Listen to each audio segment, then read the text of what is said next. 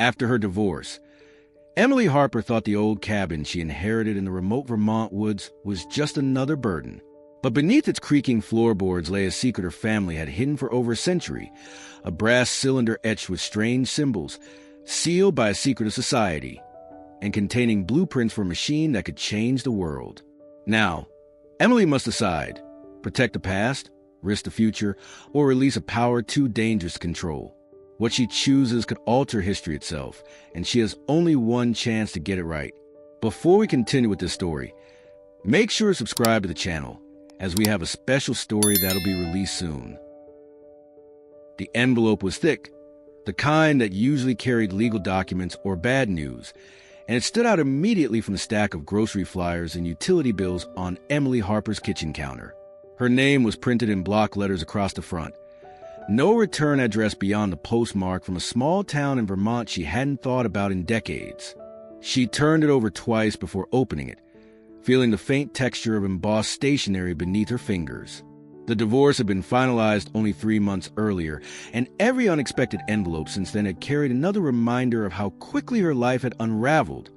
Bank statements with unfamiliar balances, insurance forms with her name suddenly alone on the policy, property tax notifications for a house she no longer lived in. This one felt different, heavier somehow, as if the paper inside carried its own weight. She slid a finger under the seal and unfolded the letter slowly. The typewritten lines were formal and spare, signed in blue ink by someone named Charles H. Ellsworth, attorney at law. The words were direct. Her great-uncle Elias Harper had passed away, leaving her sole beneficiary to a property he owned in Windermere, Vermont. A cabin, remote, the letter specified, set deep in forested land off a private road. Elias had no surviving children, and had named her in his will more than 20 years ago, a decision never updated or amended. Emily sat down at the table, the letter trembling slightly in her hands.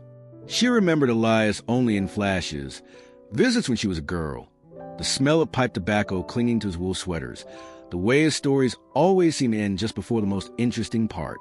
He had lived alone even then, though her father said he'd once been engaged before things changed and Elias moved north to the woods. There had been no Christmas cards, no phone calls, just a fading memory of a man who kept to himself.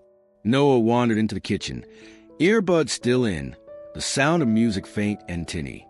At 16, his expressions were mostly practiced indifference, but he noticed the way she was staring at the page. "What's that?" he asked, pulling open the fridge without waiting for an answer. From a lawyer, Emily said, folding the letter carefully. "Apparently, we inherited a cabin. That got his attention." "A cabin? Like in the woods? Cool." Lila appeared next, patting him with her socks half slipped off, clutching the stuffed rabbit she'd had since she was 2. "What's an inherited?" she asked, her voice still soft with sleep. "It means someone left us something after they pass away," Emily explained. "A relative of mine, a great uncle you've never met." The children looked at her differently now, as though she'd been keeping a secret she hadn't known she had. She reread the letter, noting the details about the property. 2 acres of mixed woodland, a single structure built before 1900, no mortgage, but the taxes were up to date. The attorney suggested arranging a meeting to collect the keys and discuss the transfer of ownership. The idea of owning anything outright felt strange after the past year. The divorce had stripped away more than a marriage. It had taken stability, routine, and the sense that the future was something she could predict. A cabin in the woods was hardly practical.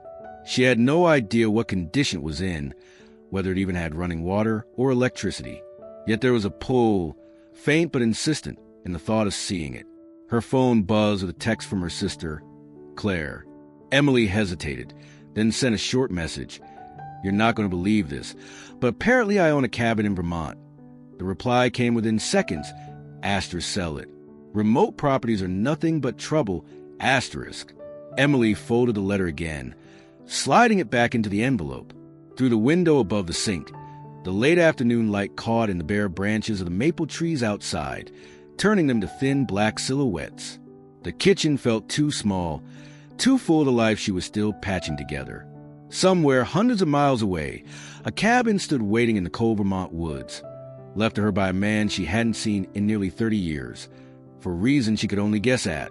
She placed the envelope on the counter, its weight a reminder that some doors, once opened, could not be closed again. The gravel road narrowed the deeper they drove, the map app on Emily's phone losing signal miles back. Brown pine needles carpeted the ground on either side, muffling the sound of the tires, and branches arched overhead in a tangled canopy that blocked much of the sky. Noah sat in the passenger seat with one earbud in, glancing at the woods as though half expecting something to step out between the trees. Lila was in the back, her face pressed to the window, trying to spot wildlife, her breath fogging the glass. Emily kept both hands on the wheel, watching for the landmarks the lawyer had described over the phone. A rusted mailbox with no numbers, a split-rail fence gone silver with age, and finally, a leaning sign marked Winmere Private Road in faded red paint. They turned onto the dirt track, and the change was immediate. The forest closed and tight, the light dimming as if they had entered another time of day entirely. Ferns and brambles pushed right up to the edge of the path, and here and there, roots crossed beneath the car, jolting them enough to make Lila laugh and Noah mutter about the shocks. Emily slowed to a crawl, her eyes scanning ahead for the first glimpse of the cabin. It appeared gradually, not so much standing in the clearing as emerging from it. The roof was dark with moss, the shingles uneven in places, and the wood siding had turned the silvery gray of weathered cedar. A porch ran along the front, its railing warped, a section missing entirely near the steps. The windows, tall and narrow, reflected the muted daylight in a way that made them seem more like eyes in glass, watching, unblinking. Emily pulled the car to a stop a few yards short of the porch. No tire tracks marked the clearing, just a scattering of pine cones and the fragile skeletons of last season's leaves. She cut the engine, and the sudden quiet pressing around them. No hum of traffic, no distant machinery. Only the occasional creak of a branch swaying overhead and the faint sigh of wind through the needles. "This is different," Noah said, stepping out and shoving his hands in his pockets. He didn't go closer to the cabin, just stood there taking it in. Lila bounded out behind him, her boots crunching on the thin frost that lingered in shaded patches. "It's like a fairy tale house," she said, circling toward the porch steps. "The kind with a witch or a wizard inside." "Let's hope it's just empty," Emily said, retrieving the ring of keys the lawyer had handed her at the small-town office that morning. The metal was cold even through her gloves, the largest key tarnished, its bow shaped in an old-fashioned oval. She tried not to think about how long it had been since anyone had turned it in the lock. They climbed the steps slowly, the boards beneath them giving slightly, but holding. From this close, the cabin smelled faintly of sap and damp earth, the scent of forest woven into wood itself. The front door was heavy, paneled, with a single vertical window at eye level, its glass clouded with dust. Emily fitted the key into the lock and felt the mechanism resist before giving with a reluctant turn. The hinges groaned as the door swung inward. The air inside was cool and still, carrying the faint odor of ash from an old stone fireplace. Light fell in thin beams through the windows, illuminating dust motes that drifted lazily in the gloom. The floorboards creaked under their weight, the sound echoing slightly in the quiet. Noah stepped in first, scanning the main room. "Looks like it hasn't been touched in years." Lila followed, running her hand along the edge of a heavy wooden table scarred with old knife marks and rings from coffee mugs. "I like it," she said softly, as though speaking too loud might disturb whatever had settled here in the years since her great-uncle's last visit. Emily stood just inside the doorway, letting her eyes adjust. The place was simple, one larger with a fireplace at the far end, a small kitchen tucked into a corner, and a narrow hallway that likely led to bedrooms. Everything seemed solid yet worn, as if the cabin had been waiting patiently, enduring seasons of snow and rain without anyone to tend to it. Outside, the wind shifted, rattling the branches against the siding. The sound was faint but constant, like a low whisper moving around the walls. Emily glanced toward the windows, catching her own reflection in the dusty glass. For a moment, it did look like something was watching. Then she realized it was just the angle, the light, and the way the forest seemed to press right up against the cabin's edges. She closed the door gently behind them, the latch clicking into place with a sound that felt final, like a line being drawn between the life they had left behind and whatever waited here. The scent hit them first. Sharp pine resin mingled with the dry, almost sweet smell of dust that had settled into the grain of every board. It was the kind of scent that felt rooted in the walls themselves, as if the logs had held on to the memory of the forest they came from. Emily stood just past the threshold, her hand still on the doorframe, letting the cool air wrap around her. It wasn't unpleasant, just thick with age, the kind of stillness that came from years without anyone crossing the floor or opening the windows. The furniture was solid, built for permanence rather than comfort. A massive sideboard took up one wall, its dark surface carved with twisting vines and clusters of leaves, so detailed they looked like you could pluck them free. A long dining table sat near the center of the room, its edges rounded and worn smooth from use. The chairs around it didn't match, but each bore the marks of hand tools, slight irregularities in the turn legs, small notches in the spindles. Against the far wall, a high-backed armchair faced the fireplace. Its upholstery faded to a color somewhere between brown and olive. A knitted blanket, brittle with age, was draped across the back. The floor gave under Emily's weight with sound that wasn't just creaking. It was almost measured, as if the boards were acknowledging her presence one step at a time. When Noah crossed the window, his sneakers set off a different rhythm, lower and slower, while Lila's lighter tread produced quick, staccato notes. The effect was strange, like the cabin was listening to them and keeping some private record of their movements. Noah brushed his sleeve across the nearest pane of glass, clearing a smudge just enough to see out into the clearing. "You can't even see the road from here," he said. His voice carried in the quiet, bouncing off the bare surfaces before fading. "That's kind of the point," Emily replied, glancing toward the fireplace. The hearth was built from rounded river stones, the mortar between them cracked in places. A blackened kettle hung from a rusted iron hook, and a few pieces of split were stacked neatly to one side. She crouched to touch them, surprised to find them dry. Lila wandered to the sideboard and ran her fingers along the carved leaves. "It feels bumpy," she said, tracing the outline of a vine. She opened one of the cabinet doors, revealing shelves lined with mismatched cups and saucers, some chipped, some intact, all coated in a film of dust. The kitchen area was little more than a counter with a deep porcelain sink, its enamel stained in irregular streaks. A hand pump stood beside it, the metal cool and slightly sticky when Emily touched it. She tested it, and after a few stiff pulls, a trickle of water emerged, brown at first, then clearing to a pale, cold stream. It carried the faint mineral tang of well water, and she made a mental note to have it tested. Noah stepped into the narrow hallway and peered down its length. Two closed doors faced each other, and at the end, another door stood slightly ajar. "Bedrooms?" he asked. "Probably," Emily said, though she didn't move to follow him just yet. Her eyes drifted over the walls, noticing places where the wood was darker, as if it had been handled more often. Near the baseboards, faint scratches ran parallel to the floor, too deliberate to be from an animal. Lila had found a small rocking chair near the far corner and was pushing it gently back and forth. Its creak was different from the floor's, higher pitched, almost plaintive. She stopped suddenly and looked at her mother. "It's like everything in here remembers people," she said. Emily smiled faintly but didn't answer. She knew what her daughter meant. There was something about the way the light moved in the room, the way the furniture sat, as if waiting for someone to return. Even the dust didn't feel entirely abandoned. It lay in even layers, undisturbed except where three of them had left their marks. She took a slow breath, letting the smell of resin and earth sink in. This wasn't just an empty building. It had a kind of presence, quiet but insistent, as though it had been holding its breath for years and had only just exhaled at their arrival. The first call came that evening, just after Emily had coaxed the old wood stove into producing a steady heat. She had been sitting at the dining table with her laptop open, trying to find a reliable internet signal, when the ringtone cut through the muffled stillness. Claire's name lit up the screen, and Emily already knew what the conversation would be before she answered. "So," Claire began without preamble, "I heard you finally made out to the cabin."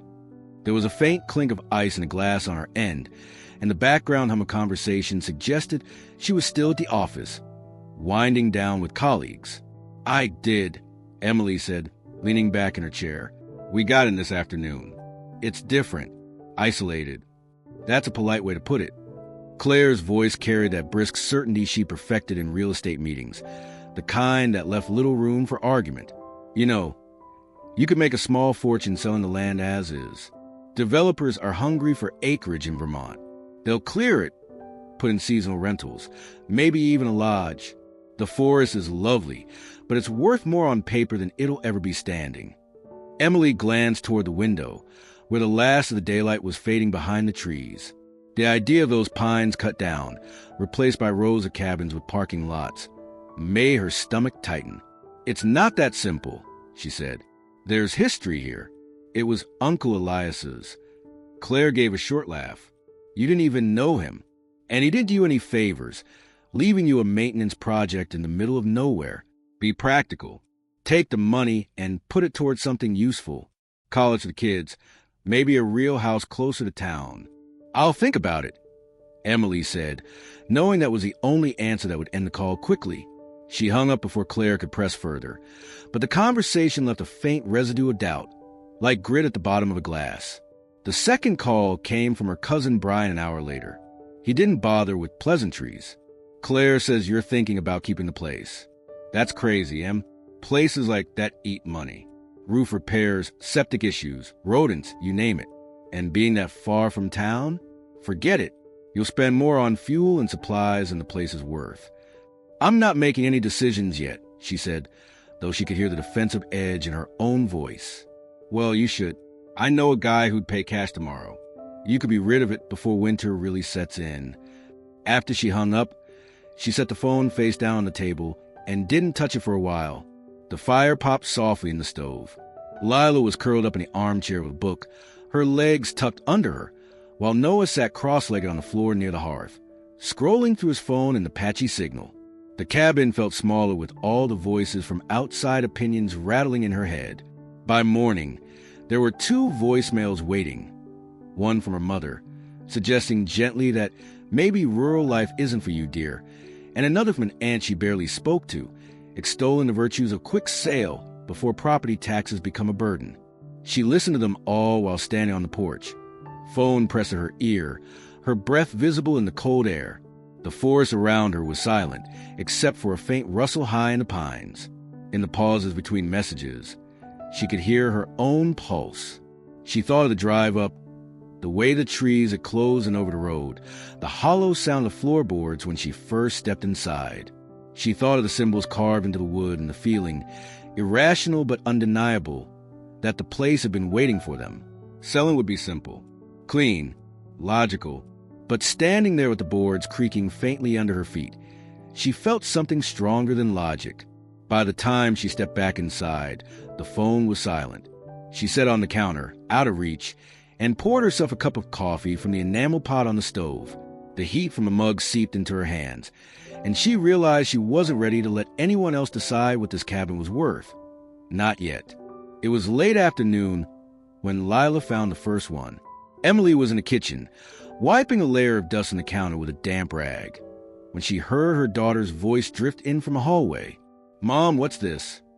There was a note in it that wasn't quite alarmed but wasn't casual either, the kind that made Emily set the rag down and follow. Lila was standing in the narrow passage between the main room and the bedrooms, her fingers hovering just above the wood of the doorframe. The light from the nearest window caught on something etched there, thin, deliberate lines, not deep enough to be crude, but too precise to be random scratches.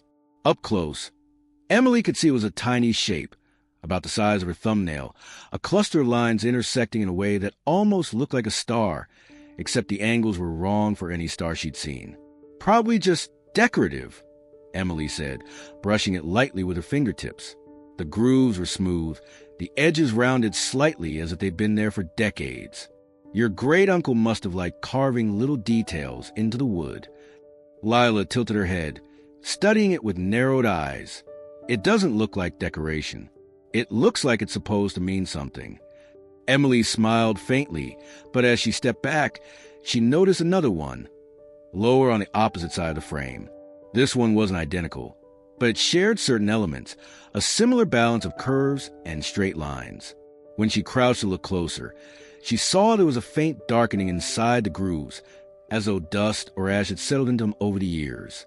Later, when she moved into the next room to sweep, she caught sight of another carving, this time near the top corner of the frame leading into the small bedroom, and then another halfway down the hallway where the wall met the doorframe to the closet. They weren't random after all. They formed a kind of rhythm, a sequence she could almost trace in her head. Noah wandered in as she was peering at one above the closet door. "What are you doing?" he asked, leaning against the wall with the kind of wary curiosity he reserved for anything his mother seemed too interested in. "Just noticing these little carvings," Emily said. "They're all over the place. Same style, just different shapes." He shrugged. "Could be some old-timey thing. People used to mark wood for all kinds of reasons." He pulled out his phone, snapped a quick picture, and wandered off before she could ask him to look for anything similar online. Lila, meanwhile, had taken a walking perimeter of every doorway in the cabin, running her small fingers over the wood like she was reading Braille. "There's another one here," she called from the front room. "And here. They're all in the same spots, up high, down low, then on the other side." Emily joined her, and together they counted the marks, noting that each doorframe had exactly 3 carvings positioned in the same places. The repetition was too precise to be chance. That night, after the kids were asleep, Emily sat at the dining table with her notebook and sketched a few of the designs from memory. They weren't letters she recognized, though some had a faint resemblance to runes she'd seen in books, and others looked almost like abstract plants or constellations. She tried to match them to anything familiar, initials, numbers, even simple patterns, but the logic behind them, if there was one, stayed just out of reach. She found herself walking to the cabin in the dim light from the stove, pausing at each doorway to touch the carvings. The wood felt cool under her fingertips, the grooves smooth but not worn away. Whoever had made them had taken care to cut evenly, as if accuracy mattered more than speed. When she returned to the table, she looked again at her sketches and felt an odd flicker in her chest, something between unease and curiosity. They might be nothing. They might be meaningless bits of whimsy from a man she barely remembered. But as she stared at the repeating shapes, she couldn't shake the feeling that her great-uncle had left them there on purpose, knowing someone would notice eventually. By the time darkness settled over the clearing, the cabin felt like it had drawn in closer to itself, the walls holding the day's dim warmth while the windows turned into black mirrors. Emily had lit the oil lamp they'd found on the sideboard, its glow soft and uneven, casting long shadows that pooled in the corners of the room. The forest outside was a presence she could feel more than see, its vastness pressing in, the trees standing like watchmen just beyond the porch. It was the quiet that unsettled her most, not the peaceful quiet of suburban night, where you might still hear a dog bark in the distance or the hum of a passing car.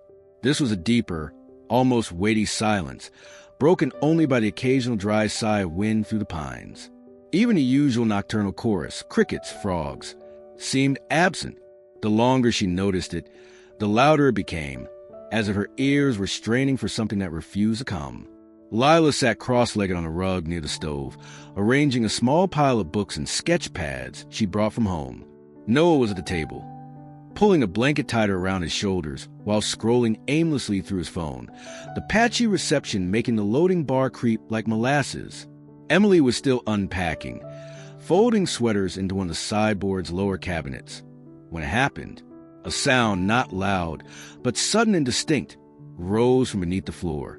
A single, solid thump, as if something had dropped from a short height onto the wood. She froze mid-fold, eyes flicking toward the floorboards under her feet. The sound had come from the direction of the main room, just a few yards away. What was that? Lila's voice was hushed, but she was already leaning forward, eyes wide in the lamplight. Noah didn't look up from his phone. Probably an animal. Squirrel or something. These places always have mice. That didn't sound like a mouse, Emily said quietly, standing and moving toward the center of the room. She pressed her foot lightly on the boards, testing for movement, but everything felt solid.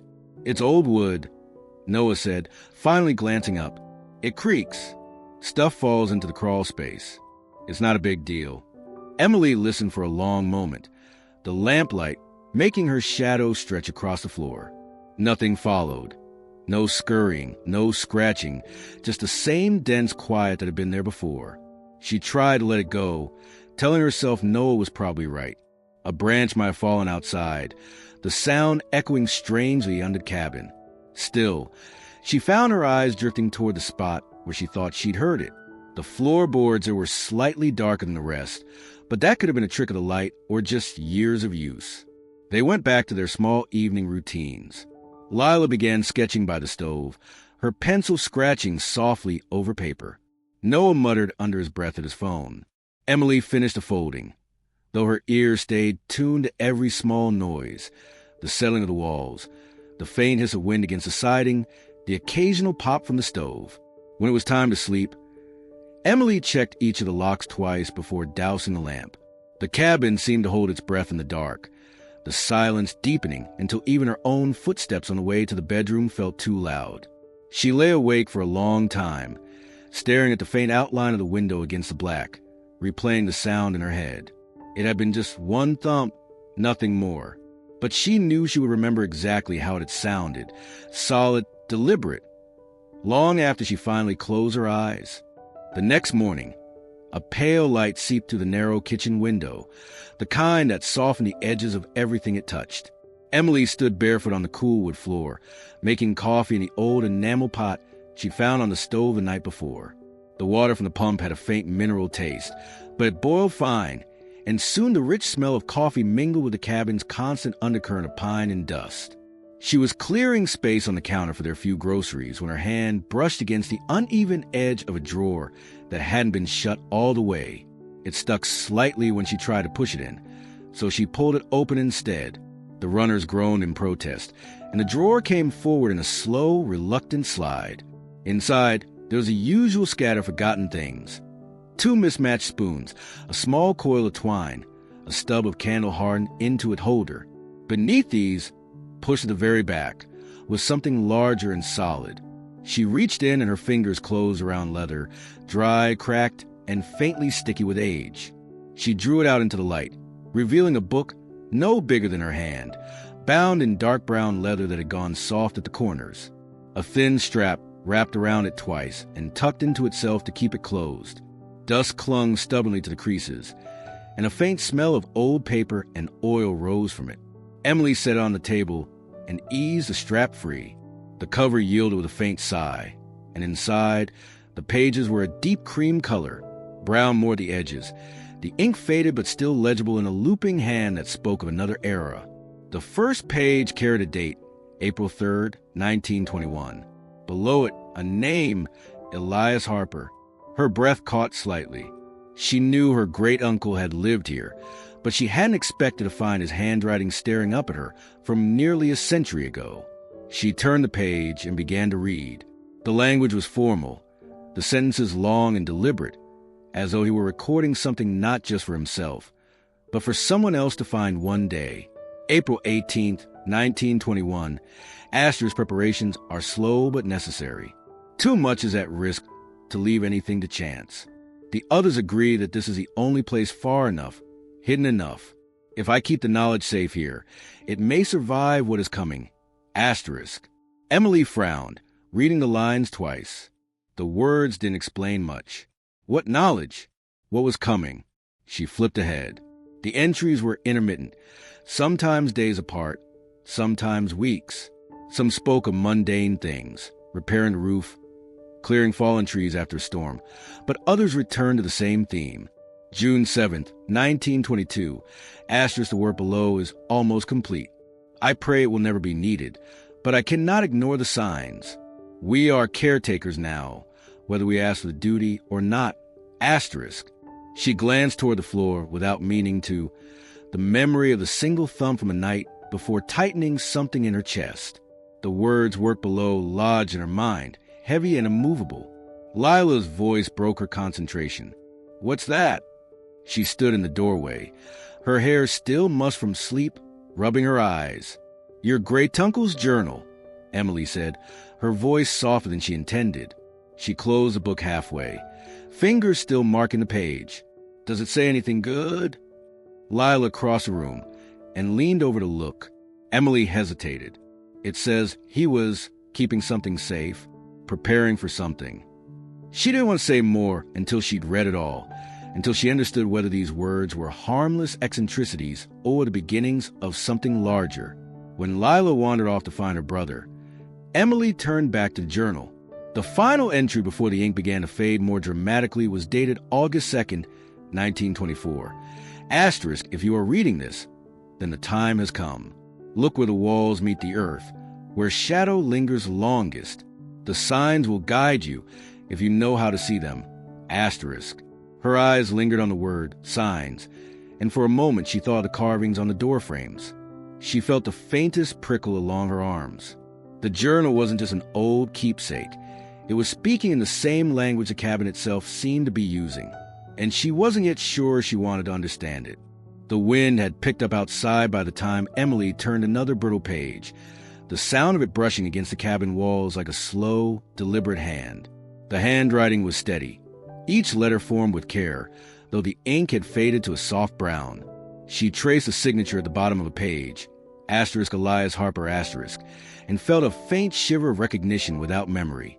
She had grown up hearing about various Harpers scattered across the country, a family tree with too many missing branches. But this name had never been among them, not in stories told by her parents, not in any holiday card or faded photograph from the shoebox her mother kept in the attic. Elias Harper, according to the journal, had lived and worked here in the early 1920s, and judging by the tone of his writing, he had been more than just a man who liked the solitude of the Vermont woods. She leaned back in the creaking chair, staring at the name. It didn't feel accidental that she'd never heard it before. Families tended to keep certain things close, to let the dust gather thick over parts of their history they didn't want disturbed. As she turned another page, something small slipped free from between the leaves and landed on the table with a soft whisper of paper against wood. Emily set the journal down and picked it up carefully. It was a photograph, sepia-toned, its corners softened with age. The image was of the very cabin she was sitting in now, though the clearing around it was brighter, the trees thinner, as if the forest hadn't yet pressed so close. A man stood in front of the porch, one hand resting on the head of a shovel driven into the earth beside him. He wore work clothes, sturdy trousers, a button shirt with the sleeves rolled past his elbows, and suspenders. His hair was neatly combed, his face lean but not stern. What caught her more than the details of his clothing was his expression. He was smiling, not broadly, but in a way that seemed sure of itself, as though he'd just accomplished something worth remembering. There was a steadiness in his gaze that made her feel, absurdly, as though he was looking at her directly through the decades. She flipped the photo over. On the back, in the same careful hand as the journal, was written, asterisk summer 1922. Nearly finished. Asterisk. Finished with what? She glanced again at the shovel, at the slight depression in the ground near his feet. The earth there looked freshly turned, the grass around it still flattened. Lila's footsteps pattered into the kitchen, breaking the stillness. "What's that?" she asked, coming to stand beside her mother. Emily turned the photo so she could see. "Your great-great-uncle Elias," she said, testing the words as she spoke them. Lila squinted. "He looks kind of like Grandpa. In the eyes, I mean." She touched the edge of the photograph lightly, then pointed to the shovel. "What's he digging?" "That's what I'd like to know," Emily murmured. From the main room, Noah's voice carried in, distracted. "Hey, Mom, I think I found another one of those weird carvings." Emily slid the photo back between the journal's pages, marking the place with care. "Coming," she called, but her gaze lingered on the image for another moment. The man in the picture had been here, in this exact space, almost a century before, smiling over something he'd chosen to hide, or perhaps to keep safe. And now, without her ever having known his name before today, his cabin belonged to her. She closed the journal gently, the weight of it in her hands heavier than it should have been, as if it carried more than just paper and ink. The discovery came almost by accident. Emily had been leafing through the last section of the journal, the part where the ink had grown faint and uneven, when she noticed a shift in texture beneath her fingertips. The paper here felt different, thicker, almost stiff from having been pressed against something over time. She turned another page and then stopped. There, in the margin of an otherwise blank leaf near the back, was a smudge of graphite. At first it looked like the careless mark of a pencil carried in the same drawer as a journal. But when she angled the book toward the light from the kitchen window, the lines emerged more clearly. It was a drawing, not ornate, not careful, but purposeful. Thin pencil strokes sketched out the rough outline of a rectangle, broken into smaller shapes by straight lines. She traced them mentally, realizing they matched the basic layout of the cabin. The kitchen in the corner, the narrow hallway leading to the bedrooms, the front porch marked by a faint shaded square. There were no labels, but she didn't need them. She could see it in her mind. The scale was off, but the bones of the place were there. What stopped her was the mark near the center of the largest room. A small star, drawn with 5 deliberate points, sat in the middle of the living room space. Around it, faint erasure suggested Elias had drawn and redrawn that symbol several times before settling on its final shape. She ran her thumb over it, half expecting to feel an indentation. "What is that?" Noah's voice came from behind her, and she realized he had drifted in without her hearing him. "A map," Emily said, turning the book so he could see. He leaned over, frowning. "That's creepy. Why would he make a map of his own house?" "Maybe it wasn't for him," she said. Lila patted in next, drawn by the low voices. "What's the star?" "I don't know," Emily admitted, "but it's right in the middle of the living room." They all turned toward that space, the stretch of worn floorboards between the dining table and the armchair by the fireplace. In the lamplight last night, it had seemed unremarkable, just part of the open room. But now, in the pale daylight filtering through the windows, Emily thought she noticed a faint difference in the wood grain there, as if the board were newer or had been handled more often. Noah crossed the room, standing squarely on the spot. He bounced lightly on his heels, listening. "Feels the same as the rest," he said, though he crouched down anyway to run his fingers along the seams between the boards. "It's probably nothing," Emily said, though her eyes stayed on the spot longer than they should have. Lila tilted her head, studying the floor with the same absorbed expression she'd worn when she first noticed the carvings in the door frames. "If it's on the map, it's important," she said. Emily closed the journal slowly, keeping a finger in the page to mark it. The graphite lines were faint enough to disappear if she wasn't careful, and she found herself already planning to make a copy. Whatever Elias had been recording, it hadn't been meant for casual viewing. There were no words to explain the drawing, no notes in the margins, just the image itself. She set the book on the table, glancing between her children and the quiet expanse of the living room floor. The star on the map might be a relic of a long-forgotten repair, or it might mean something entirely different. And as much as she wanted to dismiss it, she knew she wouldn't be able to stop wondering until she found out. Noah had been restless all afternoon, pacing from room to room while Emily tried to make sense of the journal and its cryptic map. She could hear him in the living room, the muffled thump of his sneakers crossing back and forth over the boards. At first, she assumed he was just burning off the boredom that came from having no television, no internet, and only patchy cell service. But then the sound changed. It was a sharper rhythm, tap, tap, pause, tap, that made her look up from page. She found him crouched near the center of the room, his head tilted, as if he were listening for something beneath the surface. "Do you hear that?" he asked, glancing over his shoulder. Emily joined him, lowering herself to the floor. He rapped his knuckles against one of the boards, and the sound was noticeably different, hollow, with a faint echo underneath. He moved his hand a few inches over and tapped again, and the thud was solid, muffled by whatever sat under the rest of the floor. "That's odd," she said, brushing a layer of dust away with her palm. Noah leaned closer, squinting at the edge where the board met its neighbor. "Look here, the nails. They're shiny, like not as old as the others." Emily saw it immediately. The rest of the floor was fastened with darkened, almost black nails that had clearly been in place for decades. But the ones on this board were brighter, their edges still sharp instead of rounded with age. Someone had replaced them recently, though recent could mean any time in the last 20 years out here. "Could just be a repair," Emily said, though her voice lacked conviction. Or someone hid something, Noah countered, and there was a spark of challenge in his tone. Lila, who had been playing with a deck of cards at the table, came over and crouched beside them. She reached out and tapped the board herself, grinning when the hollow notes sounded again. "It's like in the movies," she said, "where they hide treasure under the floor."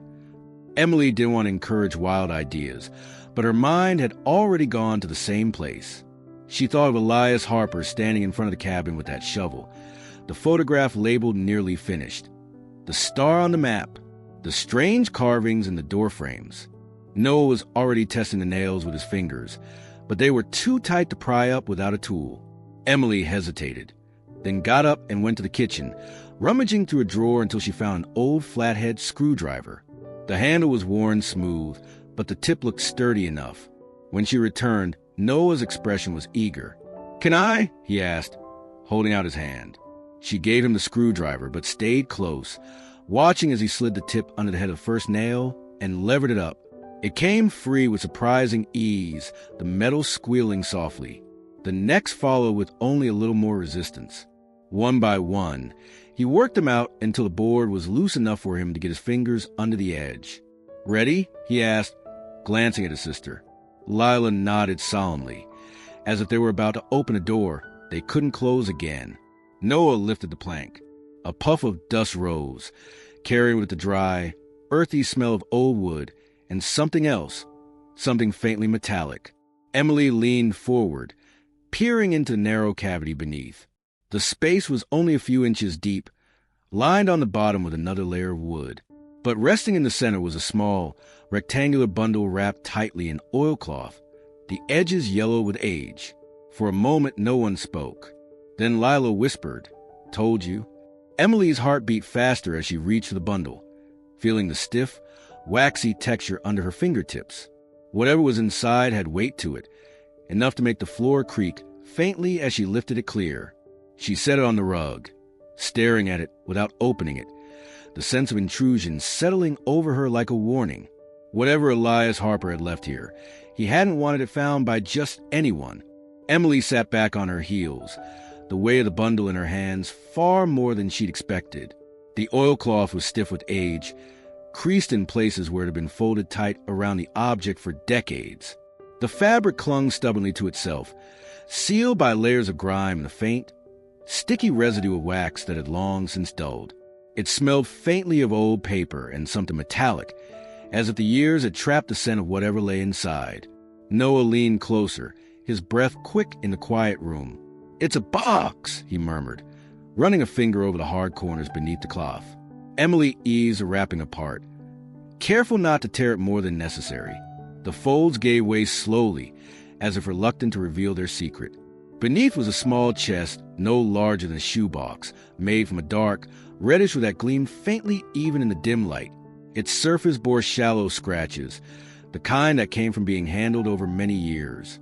The hardware was simple but sturdy, a tarnished brass latch with a keyhole in the center. The latch hung loose, unlocked, though there was no sign of a key. Emily hesitated, her fingers resting on the cool metal. "It's heavy," she said, almost to herself. She shifted from one hand to the other, feeling the dense, compact weight that seemed too much for something so small. Whatever was inside wasn't just papers. It had substance, maybe metal, maybe stone. Lila crouched beside her, eyes wide. "Open it," she urged. Emily glanced toward the window. Outside, the trees pressed close, their dark shapes shifting faintly in the wind. The cabin felt smaller with the chest in her lap, the air thicker. She knew it was silly, but part of her wanted to wait until morning, until the sun was streaming through glass, before prying into something that had been hidden for so long. Still, she lifted the latch. The lid stuck at first, the wood swollen slightly at the edges, but with a careful push it loosened. A faint creak broke the silence as it opened, revealing a layer of folded cloth inside. The fabric was pale, almost white once, though time had given it a yellowed tint. Emily set the lid back gently and peeled the cloth away. Beneath lay several objects, each wrapped in their own smaller scraps of fabric. She picked up the first, something round and cold, heavier than it looked. The wrapping slid off to reveal a disc of metal, etched with fine lines that spiraled inward like the grooves of a shell. The pattern was unfamiliar, intricate, and hypnotic in its precision. Noah reached for another bundle and unwrapped it to find a small glass vial, the cork sealed with dark wax. Inside, suspended in a clear liquid, was a curled scrap of something that looked like parchment or skin. Emily didn't take it from him, just studied it where it rested in his palm, a strange unease tightening in her chest. The last bundle was the smallest, no bigger than a fist. Emily unwrapped it to reveal a key, its surface dull with tarnish but still strong. The bowl was ornate, shaped like a twisting vine, and its teeth were oddly cut, as though meant for a lock unlike any she had seen. She placed the key on the cloth beside the other objects and sat back, taking in the collection. It wasn't treasure in the usual sense, no gold coins, no jewels, but there was a deliberate quality to each item, a sense of careful choice. The journal's talk of preparations stirred in her mind, the memory of Elias Harper's name scratched in faded ink. "What is it?" Lila asked quietly. "I don't know," Emily admitted, "but someone went to a lot of trouble to keep it here." The floorboard beside them still lay open, the gap it had covered now like a wound in the cabin surface. Emily glanced at it, then back at the chest, and felt the weight of the years pressing in. The forest outside whispered in the wind, but inside, no one moved for a long time. Emily reached into the chest again, her fingertips brushing against something cool and unyielding beneath the folded layers of cloth. She pulled it free slowly, the weight of it immediately apparent in her hands. It was a cylinder of brass, about 10 inches long and as thick as her forearm, the metal dulled to a muted brown gold from years of age. Faint green traces of oxidation clung to the shallow grooves where the surface had been engraved. Even before she could make out the details, she recognized the shapes. The symbols etched into the brass were the same ones carved into the doorframes of the cabin. Small, deliberate marks that seemed merely decorative days ago. She turned the cylinder over in her hands, running her thumb along one of the symbols. The lines were sharp, precise, as though they had been cut into the metal with a fine chisel rather than worn in over time.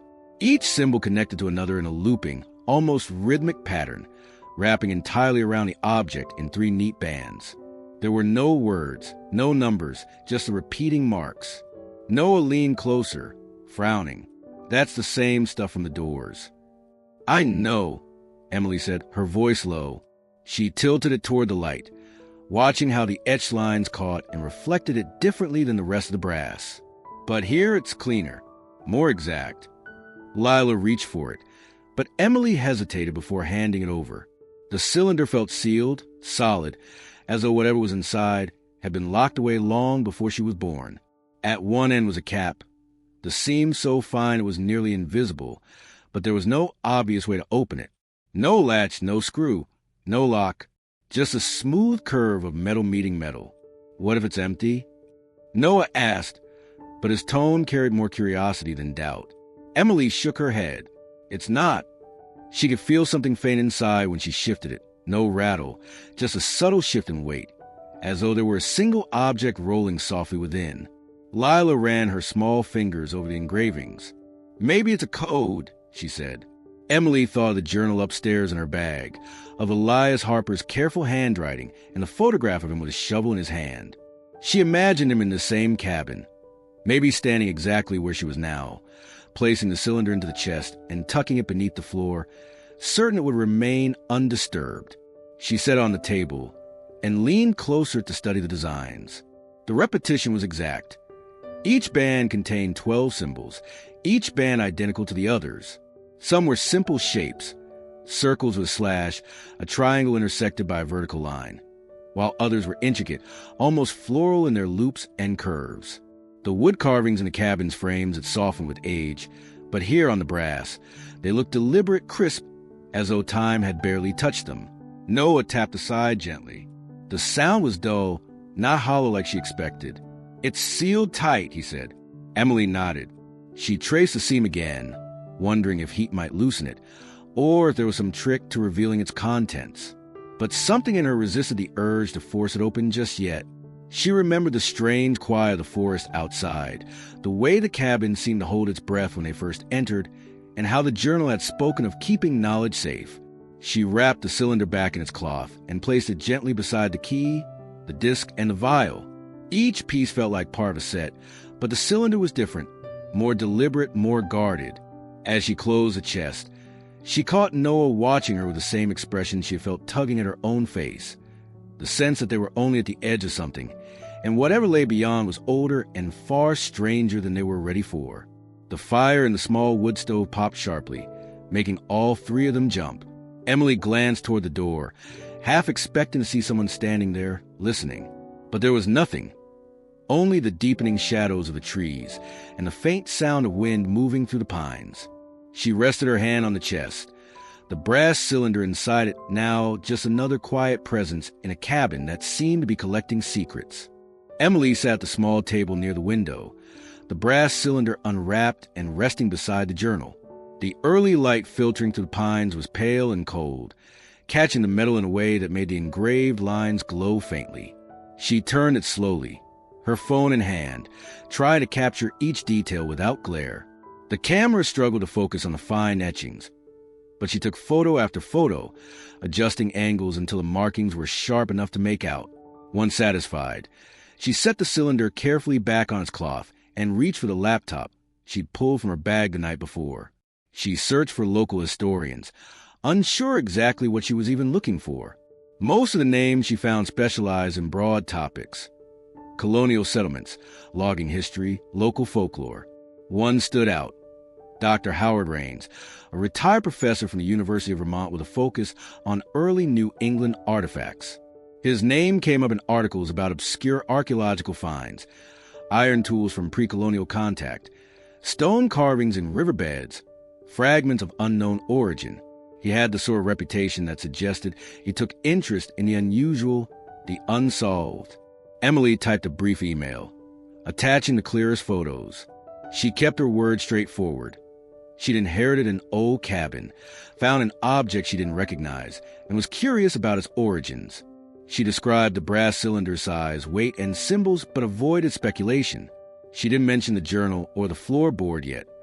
Something told her to hold that back until she knew who she was dealing with. She sent the message and closed the laptop, expecting it would be days before she heard back. But less than an hour later, her phone buzzed. The reply was short, urgent. "Mrs. Harper, this is Dr. Raines. I would very much like to see this object in person. Are you at the cabin now? I can be there this afternoon. Please do not attempt to open it before I arrive." The speed of his response unsettled her. She read it twice before answering, giving him the rough location and confirming that they would be there. He replied immediately with a time, adding that he was familiar with the area. Noah, who had been sitting at the counter with a bowl of cereal, looked up. "Who's that?" "A historian," Emily said. "He's coming today to look at the cylinder." "Already?" Noah frowned. "Isn't that kind of fast?" Emily didn't disagree. Something about the swiftness of his interest felt too direct, but part of her was relieved not to be alone with the mystery anymore. If this object had value or significance, someone who had studied things like it before might know how to place it in context. She spent the rest of the morning tidying the main room, less out of courtesy than from a need to keep her mind busy. Lila followed her around, asking if the man would bring tools, if he would know what the symbols meant, if he would tell them how old it was. Emily answered vaguely, not wanting to raise her daughter's expectations. By early afternoon, the sound of tires on gravel announced his arrival. A dark green SUV rolled slowly into the overgrown driveway, stopping just short of the front steps. A tall man in his late 60s stepped out, wearing a heavy wool coat and carrying a leather satchel. His silver hair was neatly combed, his expression alert but unreadable. "Mrs. Harper?" he asked, his voice carrying easily in the cold air. "Yes," Emily said, meeting him at the door. "You're Dr. Raines." "I am. Thank you for contacting me." "May I?" He gestured toward the cabin, already scanning the porch, the frame of the doorway, the trees beyond. Inside, his attention went straight to the table where Emily had laid out the cylinder. He removed a pair of thin gloves from his coat pocket and slipped them on before picking it up. He turned it in his hand slowly, eyes narrowing as he traced the engravings with one gloved fingertip. "Extraordinary," he murmured, "and in remarkable condition. Do you know what it is?" Emily asked. He didn't answer right away. Instead, he set the cylinder down gently and reached into his satchel for a magnifying glass. Through it, he studied one of the symbols for several long seconds, then moved to the next. "These marks," he said finally, "are not decorative. They're functional. A language, perhaps, or a code. Do you know what they say?" "Not yet," he said, his tone clipped. "But I know I've seen something like them before. Not here, much farther south, and much older than you might think." Emily felt the air in the room shift. Outside, the wind rattled a loose shutter, but inside it was suddenly too still. "What's inside it?" she asked. Dr. Raines glanced up at her, his expression difficult to read. "If it is what I believe it is, Mrs. Harper, you may have inherited far more than just a cabin." The morning had been cold enough that Emily could see her breath in the kitchen as she poured coffee, the steam curling in the dim light. Noah was still asleep upstairs, and Lila was at the table drawing, her legs swinging under the chair. Outside, the pines were dark against a low, gray sky, the kind of overcast that made it hard to tell the hour. Emily was wiping down the counter when the crunch of tires on gravel broke through the quiet. She glanced toward the window, expecting the historian to have arrived earlier than planned. But what pulled into drive was not the kind of vehicle she'd imagined for an academic. It was a black SUV, polished enough to reflect the muted light, even through the layer of pine dust in the air. The engine cut off, and for a moment nothing happened. Then the driver's door opened and a woman stepped out. She was tall, with dark hair pulled into a low twist, and her coat long, tailored, deep gray wool. Looked like it belonged in a city boardroom rather than the end of a rural Vermont track. She shut the door quietly and walked toward the porch, heels clicking on the stone path as though she'd done this 100 times. Emily opened the door before the knock could come. The woman stopped at the threshold, hands clasped loosely in front of her, her expression polite but unreadable. "Mrs. Harper?" "Yes," Emily said, gripping the edge of the door. "Can I help you?" "I hope so." The woman's voice was calm, precise. "I'm here on behalf of a client who's interested in this property. They'd like to make you an offer, cash, immediate, no inspections required." Emily blinked. "That's sudden. This isn't on the market." "I understand," the woman said. She reached into her coat pocket and pulled out an envelope, holding it out without stepping inside. "The offer is generous, well above market value." Emily didn't take it. Why would anyone want this place without even seeing the inside? The woman's smile was small, practiced. Some buyers prefer to work quickly. "My client believes in preserving certain historical sites. This is one of them." Lila had gone still at the table, watching in silence. Emily kept her eyes on the woman. "Who's your client?" "I'm not at liberty to say.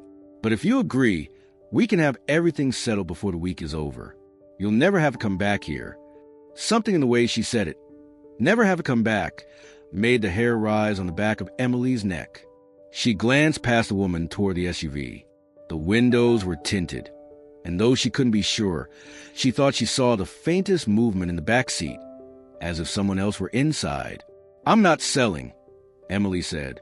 The woman's expression didn't change, but her gaze lingered on Emily for a beat too long, as if measuring her. Then she nodded once and slid the envelope back into her pocket. "If you change your mind," she said, "my card is inside. But I should tell you, sometimes holding on to a place like this comes with burdens. It's not always worth it." Emily said nothing. The woman turned, walking back to the SUV with the same measured steps, her heels clicking against the stones. The vehicle's engine started as soon as she closed the door, reversing down the narrow drive without hesitation, disappearing between the pines. For a long moment, Emily stood in the open doorway, staring at the empty space the SUV had left behind. She shut the door slowly, locking it without thinking, and turned back to the table. "Who was that?" Lila asked. "No one we're doing business with," Emily said. She tried to keep her voice even, but her mind was already racing. The timing was too strange. The letter about the cabin, the cylinder on the floor, the symbols in the wood. And now, the day Dr. Raines was due to arrive, a stranger with a ready-made cash offer. Upstairs, she heard Noah moving around, footsteps on the creaking boards. Emily poured herself another coffee she didn't need, staring into the dark surface as if it might give her answers. She didn't know what was on the floor of this cabin beyond a brass cylinder, but the sudden interest from someone who wouldn't even give a name told her one thing. Whatever it wasn't ordinary. By the time the sound of tires approached again, the sky had shifted from a flat gray to the pale, brittle blue that comes after a cold front. Emily stepped onto the porch, bracing against the sharp wind that funneled down the drive. This time, the vehicle was an older sedan, its paint dull by years of weather, a faint coat of dust clinging to the wheel wells. The man who stepped out moved with the careful efficiency of someone who had driven many miles without stopping. He was tall, thin, his white hair swept back neatly, a scarf wound twice around his neck. Wire-rimmed glasses caught the light as he scanned the cabin with a curiosity that was more appraisal than casual interest. "Mrs. Harper?" he called, voice carrying easily through the still air. "Yes, you must be Dr. Raines." He nodded once, striding forward with a leather satchel slung over one shoulder. "I'm glad you contacted me. May I come in?" Inside, the warmth from the small wood stove in the corner seemed to please him. He glanced around briefly, eyes catching on the carvings along the door frames, before turning his attention to the table where Emily had placed a brass cylinder. He set his satchel down carefully, removed his scarf, and approached the object without touching it. "This is exactly as you found it?" he asked. "Under the floorboards, wrapped in oilcloth," Emily said. The carvings on it matched the ones in the cabin. He crouched to examine it more closely, tilting his head as if listening to some internal measurement. His fingers hovered a few inches above the tarnished surface before he finally reached out, turning it slowly under the light. "This is a time capsule," he said, almost absently. "But not in the sense you're probably thinking." Emily folded her arms. "I thought time capsules were things people buried with newspapers and photos for the future to find." "Most are," he agreed. "But this..." He tapped a section of the etched symbols with his index finger. "This is connected to a 19th century group called the Orphean Society. Not widely known. They operated in the northeastern states from roughly 1835 to 1890. The members were scientists, inventors, and, in some cases, what we now call fringe theorists. Their work was rarely published. Instead, they recorded discoveries in hidden repositories, passing them only to trusted initiates." He rotated the cylinder again, his eyes narrowing at a sequence of interlocking shapes. "These markings are their cipher. I've seen fragments before, usually on loose papers or marginal notes, but never engraved like this, and never on an intact capsule." Emily leaned in. "So what's inside?" "That," he said, "is the question. If it follows the Society's documented patterns, it could contain blueprints, experiments, perhaps even formulae lost to conventional history. The Orpheans were particularly interested in applied energy, mechanical and otherwise." But he paused, pressing his lips together. "Opening it is not straightforward. The seals are deliberate. This wasn't meant to be accessed casually. In some cases, the Society built in mechanical traps, not dangerous in the modern sense, but destructive to the contents if handled improperly." Noah, who had been listening from the living room doorway, stepped forward. "So it's like a puzzle?" Dr. Raines smiled faintly. "A very old one, and one you only get one chance to solve." Emily felt the same unease she'd carried since the black SUV left. "Why would my family have this? I've never even heard of Elias Harper until a few days ago." Raines glanced toward her, then to the photograph she'd laid beside the cylinder. "It's possible your great-uncle was an inheritor. Many Orphean caches ended up in private hands without the next generation understanding what they had. Some families sold them off. Others kept them without asking questions." He straightened, slipping a small notebook from his satchel. "I'll need to compare these etchings to the Society's surviving key. I have access to a partial transcription from an estate archive in New Hampshire. If I can match enough sequences, we might learn the intended opening mechanism without damaging it." Emily studied the cylinder, its dull brass catching the firelight. The symbols, once simply strange, now felt deliberate in a way that made the room seem smaller. "And if you can't, then we decide whether to leave it sealed," he said, "or take the risk of forcing it open. But I would advise patience." The Orpheans were meticulous. They wouldn't have gone to this trouble unless what's inside mattered to them greatly. Outside, the wind pressed against the cabin walls, making the old timbers groan. Dr. Raines returned the cylinder to the center of the table as if placed it on an altar, and Emily realized that for the first time since finding it, she was beginning to understand just how much weight, historical and otherwise, it might carry. Dr. Raines sat at the table with his hands folded over the leather cover of his notebook, his gaze steady on the brass cylinder as though it might shift or vanish if he looked away. The fire popped in the stove, and a faint draft moved along the floorboards, carrying with it the resin scent of the surrounding pines. When he finally spoke, his voice was measured, the kind of tone used by someone carefully considering each word before it left his mouth. He told Emily and the children that the group connected to the cylinder called themselves the Arborists. The name, he said, was deliberate. They believed ideas were like trees, living things that required careful tending. Some be allowed to grow in the open, visible to all. Others, more dangerous, had to be kept hidden in the deep forest, their roots shielded until the world was prepared to see them. Emily leaned back in her chair, arms crossed. Try to imagine a society of scientists and thinkers who would willingly hide their discoveries. Raines explained that the Arborists emerged in the late 1800s as a breakaway faction from a larger academic circle.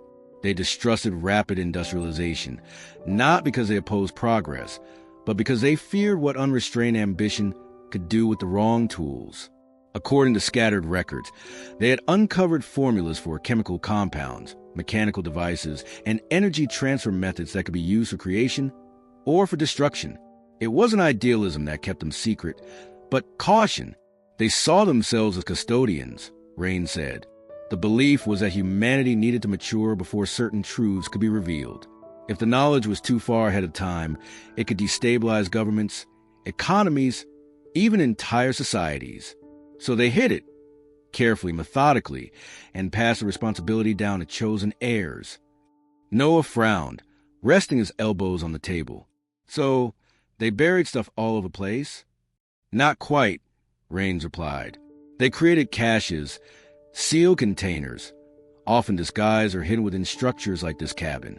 Each cache held a fraction of their work, never the complete picture. That way, if one was discovered and opened, the damage or advancement it could cause was limited." Lila, who had been tracing one of the carved symbols on the doorframe with her fingertip, turned toward them. "So the carvings are like labels?" Raines nodded slightly. "Markers, yes, but also wards in a sense. The Arborists were not purely men and women of science. Some among them valued symbolism, ritual, and older traditions. They believed that the act of guarding knowledge should be as much about intention as it was about secrecy. The symbols were part of that, a language and a warning. Emily thought about the patterns she'd noticed repeating around the cabin, the faint sense that they were more than decoration. "You said they chose heirs. How? Why would someone in my family be part of this?" "That's the question," Raines said. "It could be as simple as your great-uncle inheriting it from someone before him. Or it could mean your family was trusted with the stewardship for generations. In the Arborist records, a trust was a burden as much as it was an honor." The fire crackled louder, filling the silence that followed. Outside, the wind pressed through the pines, carrying with it a sound like distant rushing water. Raines pulled a folded sheet of paper from his notebook and set it on the table. On it was a hand-drawn chart, lines and dates connecting names Emily had never seen before. Some were crossed out in black ink. "This," he explained, "is a partial roster from the 1890s. It lists known arborists and their regions of operation. The last name on the Vermont branch is Elias Harper." Emily stared at it, her pulse ticking in her ears. "And now it's me." "Perhaps," Raines said. "Or perhaps you're simply the latest person to stand at the edge of the forest they planted." The brass cylinder sat between them, its tarnished surface absorbing the firelight. The symbols seemed to shift as the flames flickered, as though some part of them existed only when the light caught them just so. Rains didn't touch it again, but his eyes remained fixed on it. He told them that if the Arborist principles held true, whatever lay inside had been placed there not for its own time, but for a future they could not predict. That future, intended or not, might be now. Emily felt the weight of the cabin pressing in. The carvings, the map, the journal, the sealed brass capsule. She thought of the woman in the black SUV, the offer of cash, the urgency in her voice. There was no way to know if the world was ready for what the Arborists had hidden, but the decision of whether to open it might no longer be entirely in her hands. Rains rotated the brass cylinder slowly in his hands, his fingertips brushing over the etched lines as if memorizing their order. Emily leaned closer, watching the way the firelight traced the grooves in the metal, each symbol catching a faint gleam before sinking back into shadow. There was no seam, no hinge, no sign of a lid, just a continuous surface interrupted only by the carvings that wrapped around it in intricate loops. Noah reached out, eager to try his luck, but Rains pulled it back slightly, his expression unreadable. He said it wasn't locked in any ordinary sense. Whatever mechanism sealed it was woven into the design itself, invisible unless you understood the logic behind the patterns.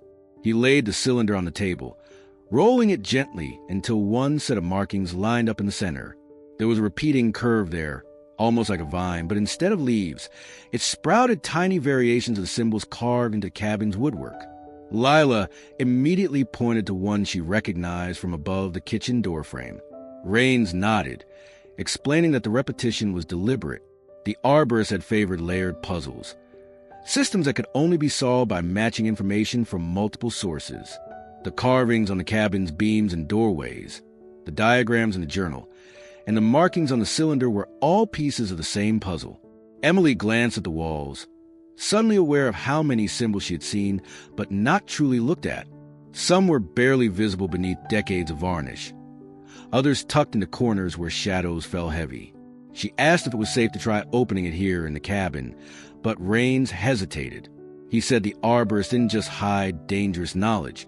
They sometimes guarded it with mechanical traps designed to destroy the contents if tampered with incorrectly. The cylinder's weight suggested something substantial inside, but it could also hold delicate paper, early photographic plates, or even fragile glass vials. A single wrong movement could shatter everything.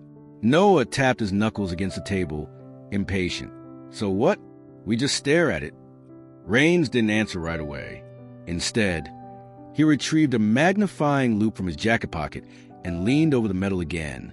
Through the lens, he could see minuscule notches along some of the symbols, barely perceptible to the naked eye. They weren't decorative. They were mechanical indicators, marking where pressure might be applied or a section rotated. He explained that if these notches formed a continuous path, it could be a kind of combination lock. The catch was that the path was broken into segments scattered across the cylinder's surface. Without knowing the correct sequence, one could spend a lifetime turning and pressing without success. Emily fetched the old journal from the counter and set it beside him. Rains began flipping through the pages, comparing certain drawings to the carvings on the brass. In one entry from 1924, Elias Harper had sketched a looping pattern with dots placed in seemingly random spots along the line. When Rains aligned the sketch with the cylinder's markings, a portion of the path began to make sense. But the drawing was incomplete, cut off by the edge of the page as if Elias had deliberately withheld the final part. The wind rose outside, pushing against the windows and sending a soft groan through the roof beams. Lila sat cross-legged on the floor, flipping to the photograph of Elias holding the shovel. Her eyes kept darting to the cylinder, as though half expected it to unlock on its own. Rains murmured that sometimes these devices required more than just turning metal. Some incorporated time sequences, pressure points that had to be pressed together, or even heat applied to specific spots to trigger hidden springs. The Arborists were master craftsmen, blending science, engineering, and artistry into a single object. Emily felt a tightening in her chest as she realized the scale of what lay before them. This wasn't just a locked container. It was a statement, a final act of control by someone who believed that what they held had to be earned, not simply found. She imagined her great-uncle handling the same piece of metal, perhaps knowing the sequence by heart, perhaps never daring to try it himself. Raines finally set the loop down and pushed his chair back slightly. He said that rushing this would be the fastest way to lose whatever was inside. He suggested documenting every marking on the cylinder and comparing them with the cabin's carvings in detail. The process could take days, maybe longer, but without it they'd be guessing in the dark. Noah looked disappointed, but Emily understood. She stood, glancing around the dimly lit room, the patterns etched into it suddenly alive with meaning. The cylinder remained on the table, its surface cool and unyielding, the locked mechanism hidden somewhere within its spiraling lines. Whatever was inside had waited for decades, possibly over a century. It could wait a little longer. The afternoon light slanted in through the dusty windows, casting thin golden lines across the living room floor. Emily crouched beside the spot where they had first found the brass cylinder, the journal open in front of her. The crude pencil map in the back pages seemed to show more than just a single star at the center. There were faint dots in other corners of the room, so light she had almost missed them before. Now, with her finger tracing their positions, she saw the pattern. If the drawing was accurate, the cylinder wasn't the only thing hidden here. Noah fetched a small hammer from the kitchen, tapping experimentally on the boards near the fireplace. The hollow sound came back almost immediately, deeper and sharper than the surrounding wood. Lila knelt beside him, pressing her ear to the floor as he tapped again, her eyes widening. Emily felt her own pulse quicken. If Elias Harper had hidden one secret beneath their feet, why not more? They pried carefully at the first section, easing the nails free so as not to split the wood. Underneath was another shallow cavity, lined with a layer of oilcloth to keep out moisture. Inside, wrapped in faded linen, was a small brass compass. The casing was engraved with the same symbols that had appeared on the cylinder and above the cabin's doors. When Emily held it in her palm, the needle swung once, twice, then stilled, not pointing north, but toward the far wall. Raines, still at the table with his notes, glanced over and murmured that it might not be a normal compass at all. Moving to the wall opposite the windows, Noah tapped again and found another hollow space. This time the hidden recess held a neat stack of sealed envelopes bound with twine. The paper was thick, yellow with age, and each envelope was marked with a single letter A, C, E, F, H in elegant handwriting. Emily resisted the urge to open them immediately, setting them gently aside. The air rising from the cavity was tinged with a faint metallic scent, like old coins or rusted hinges. Lila was already on her hands and knees, scanning the floor for the next spot. She tapped in slow, methodical rows until the sound shifted again, this time near the base of the bookcase. When they lifted that section, they found something unlike the rest, a small, padded box wrapped in black cloth. Inside lay a single glass lens, its surface perfectly clear but oddly heavy for its size. When Emily held it up to the light, the edges shimmered faintly, distorting the view beyond in a way she couldn't quite describe. It was as if the glass pulled certain details into focus, while fading others, an effect that made her uneasy without knowing why. Raines left his notes to examine it. He turned the lens slowly between his fingers, then asked Emily to bring the journal closer. Holding the glass over the faint pencil markings on the map's page, the missing details suddenly appeared, lines that had been invisible before now sharp and distinct, forming additional shapes and notations. The lens wasn't for looking at the outside world. It was meant to reveal something that couldn't otherwise be seen. Noah muttered that it was like something out of a treasure hunt, but Emily could feel the weight of it pressing in. These weren't random trinkets. The compass that didn't point north, the letters with their careful order, the lens that uncovered hidden writing.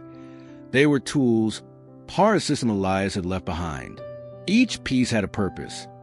Though what that purpose was remained locked away in layers of intention, she wasn't yet sure she wanted to peel back.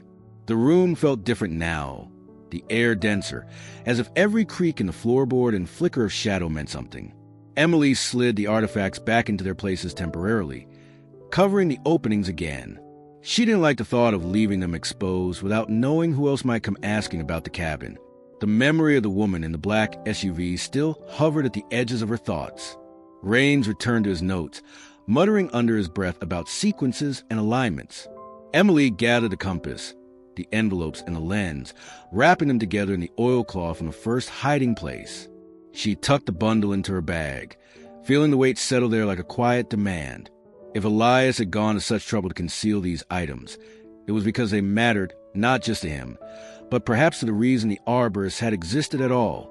Outside, the pines shifted in a slow breeze, their shadows stretching across the yard like fingers reaching toward the cabin. Inside, Emily stood for a long moment at the center of the room, the journal still open on the table. The map now felt less like a set of directions and more like a promise, one she wasn't sure she was ready to keep. But the floor beneath her feet held more than just old wood. It held choices, and she had already started uncovering them. The call came just after breakfast, the phone screen lighting with a name Emily hadn't seen in months.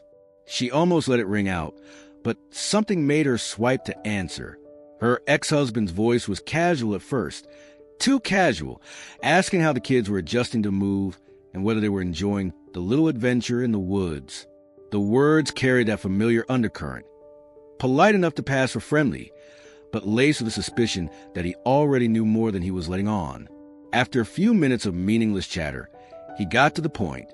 He'd heard something from a friend back in town, a friend who apparently knew someone on the edge of the property. The rumor was that there was something valuable hidden in the cabin, maybe even worth a fortune.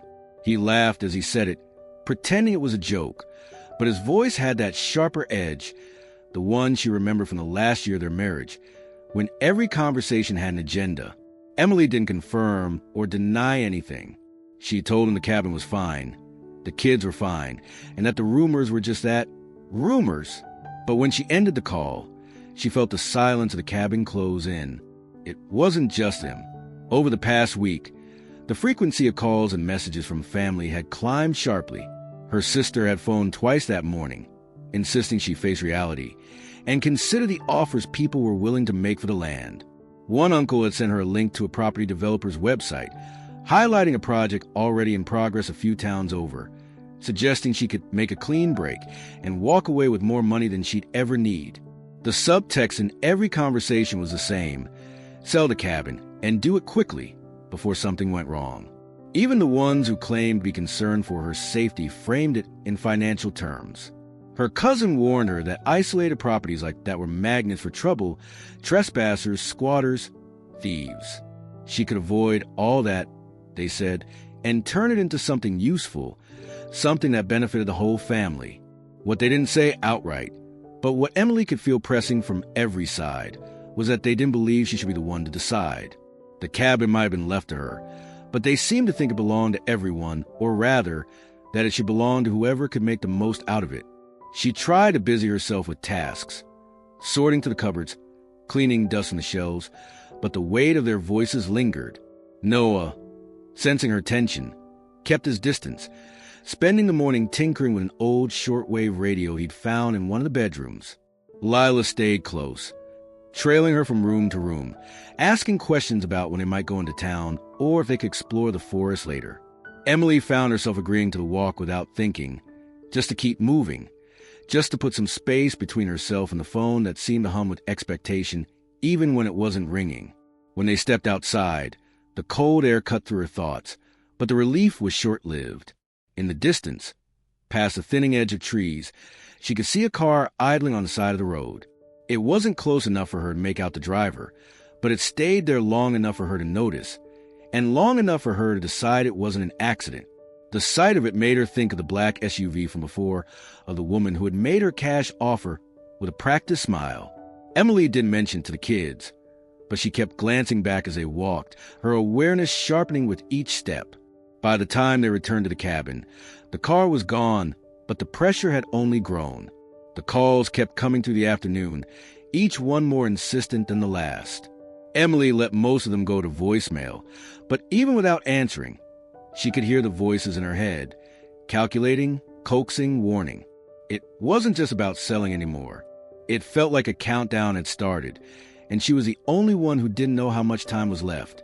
That night, after the kids had gone to bed, she sat at the kitchen table with a journal open in front of her, the brass cylinder still wrapped in its oilcloth in the corner of the room. The lamp's light pooled over the pencil map, over the dots and symbols that were slowly beginning to make sense. Outside, the forest was silent again, but it no longer felt like peace. It felt like waiting. And somewhere beyond the trees, she knew, the rumors about what lay under the floorboards were still moving from ear to ear, gathering speed, carrying her name with them. It was Lila who spotted it first. Emily had been flipping absently through the journal again, trying to read meaning into the loops and strokes of Elias Harper's handwriting, when her daughter wandered over from the living room. Clutching a worn field guide to the night sky, she'd pulled from one of the shelves. The book smelled of mildew, its pages foxed and fragile, but Lila had been fascinated with it since they arrived, tracing the diagrams of constellations with fingertip as though they were treasure maps. She laid it open beside the journal without a word and tapped one of the small carved patterns Emily had copied into margins. 3 dots in a triangle, with a longer line trailing away from the base. "That's Orion's belt," Lila said matter-of-factly. Emily glanced at the page in the guide, then back at the journal's drawing, realizing the resemblance was exact. The angle, the spacing, it wasn't just a coincidence. She leaned closer, scanning the other pattern she had dismissed as abstract decoration. Another cluster of dots matched the Pleiades. A jagged line mirrored Cassiopeia's distinctive W shape. Emily felt the hair rise along her arms. Lila began pointing out others, flipping through the book, her excitement building as if she'd just discovered a secret language. Each symbol matched a constellation, but not just any. It seemed they were all ones visible from the northern hemisphere during the winter months.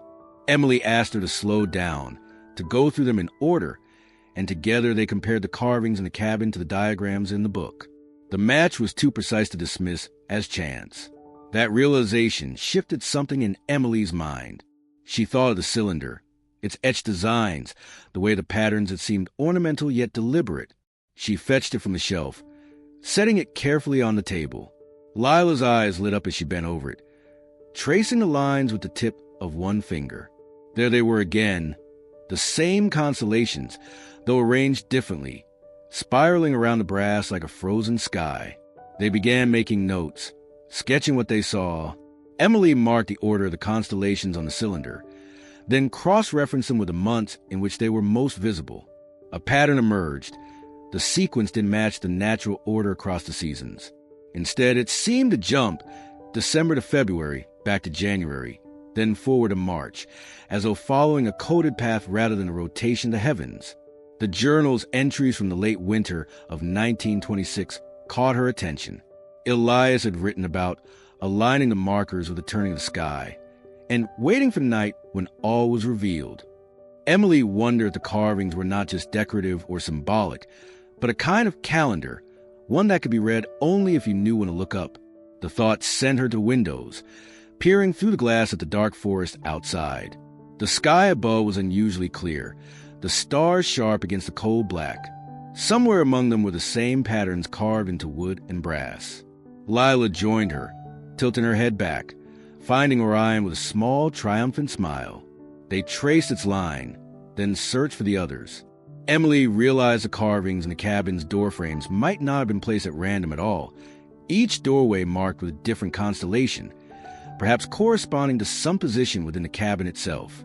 She thought again of the map in the journal, the star drawn at the center of the living room, and how the floorboards had already yielded one hidden object. The longer they compared, the clearer the possibility became. The constellations could be clues, each representing a specific time of year, when something about the cabin or the cylinder might reveal itself. If the carvings aligned with real celestial events, then perhaps the mechanism on the cylinder would only unlock when set under a certain configuration of stars, or when a matching symbol was exposed in moonlight. The idea seemed fantastical, but so did everything else they had uncovered. Lila, undeterred by doubt, began marking dates in the back of the field guide, circling nights when the key constellations would be highest in the sky.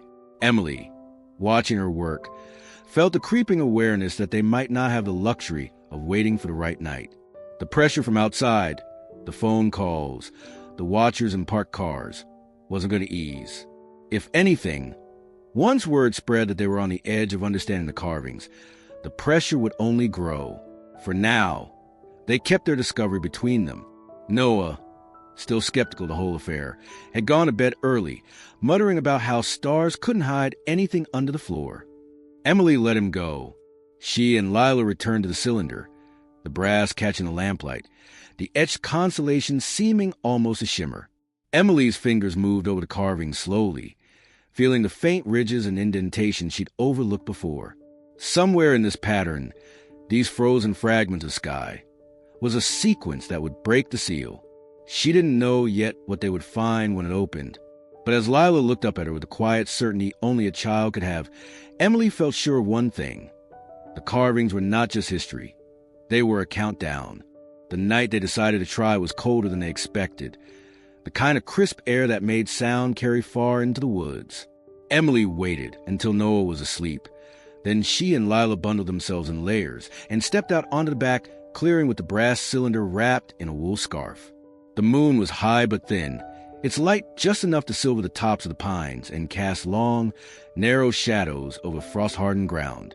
Above them, the stars were startlingly clear, each one sharp against the black like it had been cut into the sky. They spread an old blanket over a flat patch of ground, laying the cylinder carefully at the center. Lila had brought the field guide. Pages dog-eared where the constellations they had identified were marked. She knelt beside the cylinder, checking the arrangement of its etched patterns against the actual positions overhead. Emily crouched beside her, holding a flashlight low, shielding the beam with her hand so it wouldn't wash out the view of the sky. One by one, they rotated the cylinder until the engraved Orion matched its place above the Trilene, then Cassiopeia, then the Pleiades, just visible above the slope. Each adjustment felt deliberate, a slow dance between the object in their hands and the vast spread of the night above them. Emily kept glancing toward the dark wall of trees, half expecting to see movement, but the only sound was the occasional creak of the pines swaying in the cold air. When the last constellation was aligned, nothing happened at first. They waited in silence, their breath visible in pale bursts, the cold numbing their fingers. Lila tilted her head, looking from the sky to the cylinder, then reached out and pressed along one of the narrower engraved lines between two symbols. Emily heard it before she felt it. The faintest, cleanest click, like a lock disengaging somewhere deep inside the metal. The cylinder shifted in her hands, so subtly she might have imagined it. But Lila's eyes widened, and she leaned closer, both hands braced on the blanket. A thin seam that Emily had never noticed before now stood out against the tarnished surface, running in a perfect ring around the middle. She tried twisting gently, but it resisted, as if whatever mechanism had released had only unlocked the first stage. The two of them studied it, careful not to force anything. Emily realized that part of the cylinder's engravings had shifted slightly, bringing a new set of symbols into alignment with the others. It wasn't open yet, but it was different. Less a sealed artifact now, more like a device waiting for the next command. Lila grinned despite the cold, her teeth chattering. "It worked," she whispered, as if speaking too loudly might undo it. Emily couldn't deny the thrill. The carvings in the cabin, the patterns in the journal, the long dead hand that had etched constellations into brass. All of it had been building to this moment. But the weight of what came next pressed, and almost immediately. If aligning it with the stars was only the beginning, what would the final unlocking require? And how much time did they have before someone else, someone with less hesitation, tried to take it from them? They packed the cylinder away carefully, wrapping it back in the scarf, making sure no metal was exposed to night air. The click still echoed in Emily's mind as they walked back toward the cabin, the forest pressing close on either side of the narrow path. She caught herself glancing up at the stars again, wondering how many people before them had looked up at the same sky with the same mixture of awe and calculation. Inside, the cabin's warmth felt heavier than usual, almost oppressive after the sharp air outside. They set the cylinder on the table, the seam still visible under the lamplight, and agreed without words that they wouldn't mention this to Noah. Not yet. He would want to push further immediately, and Emily needed time to think. When she finally lay in bed, the image of the seam lingered behind her closed eyes, along with the quiet certainty that the unlocking had been more than mechanical. Something about aligning the cylinder with the stars felt like opening a door, one they couldn't see yet, but which was already swinging inward. The idea took hold in Emily's mind the moment Rain suggested it. The way he said it, low, certain, as if he were stating an inevitability rather than a theory, made it feel less like speculation and more like something waiting to be found. They stood in the center of the cabin, the brass cylinder on the table between them. Its newly revealed seam glinting faintly under the lamplight. Rains gestured at the journal, his finger resting on a faint smudge of ink near the map's drawn star. "If there's a chamber, it wouldn't be obvious," he said. "People built to hide, not to be found." Noah, who had been leaning against the doorframe, straightened. "So like a basement?" Emily glanced at him and shook her head. "If there's one, it's not the kind you get to with stairs." Rains was already pacing, running his hands along the walls, tapping with his knuckles as he went. The sound shifted subtly in certain spots, still solid, but with a hollowness buried deep beneath the layers of wood and plaster. They started with the living room, moving furniture aside to check beneath rugs and behind the heavy carved chairs. Lila crouched with a flashlight, shining it into narrow gaps where the floorboards met the walls, hoping for the faintest sign of a seam or a hinge. Dust floated in the lamplight, disturbed by every shift of a chair leg or edge of a rug. The air grew heavier the longer they searched, the stillness of the cabin pressing in, broken only by the muted thud of Rains' methodical knocking.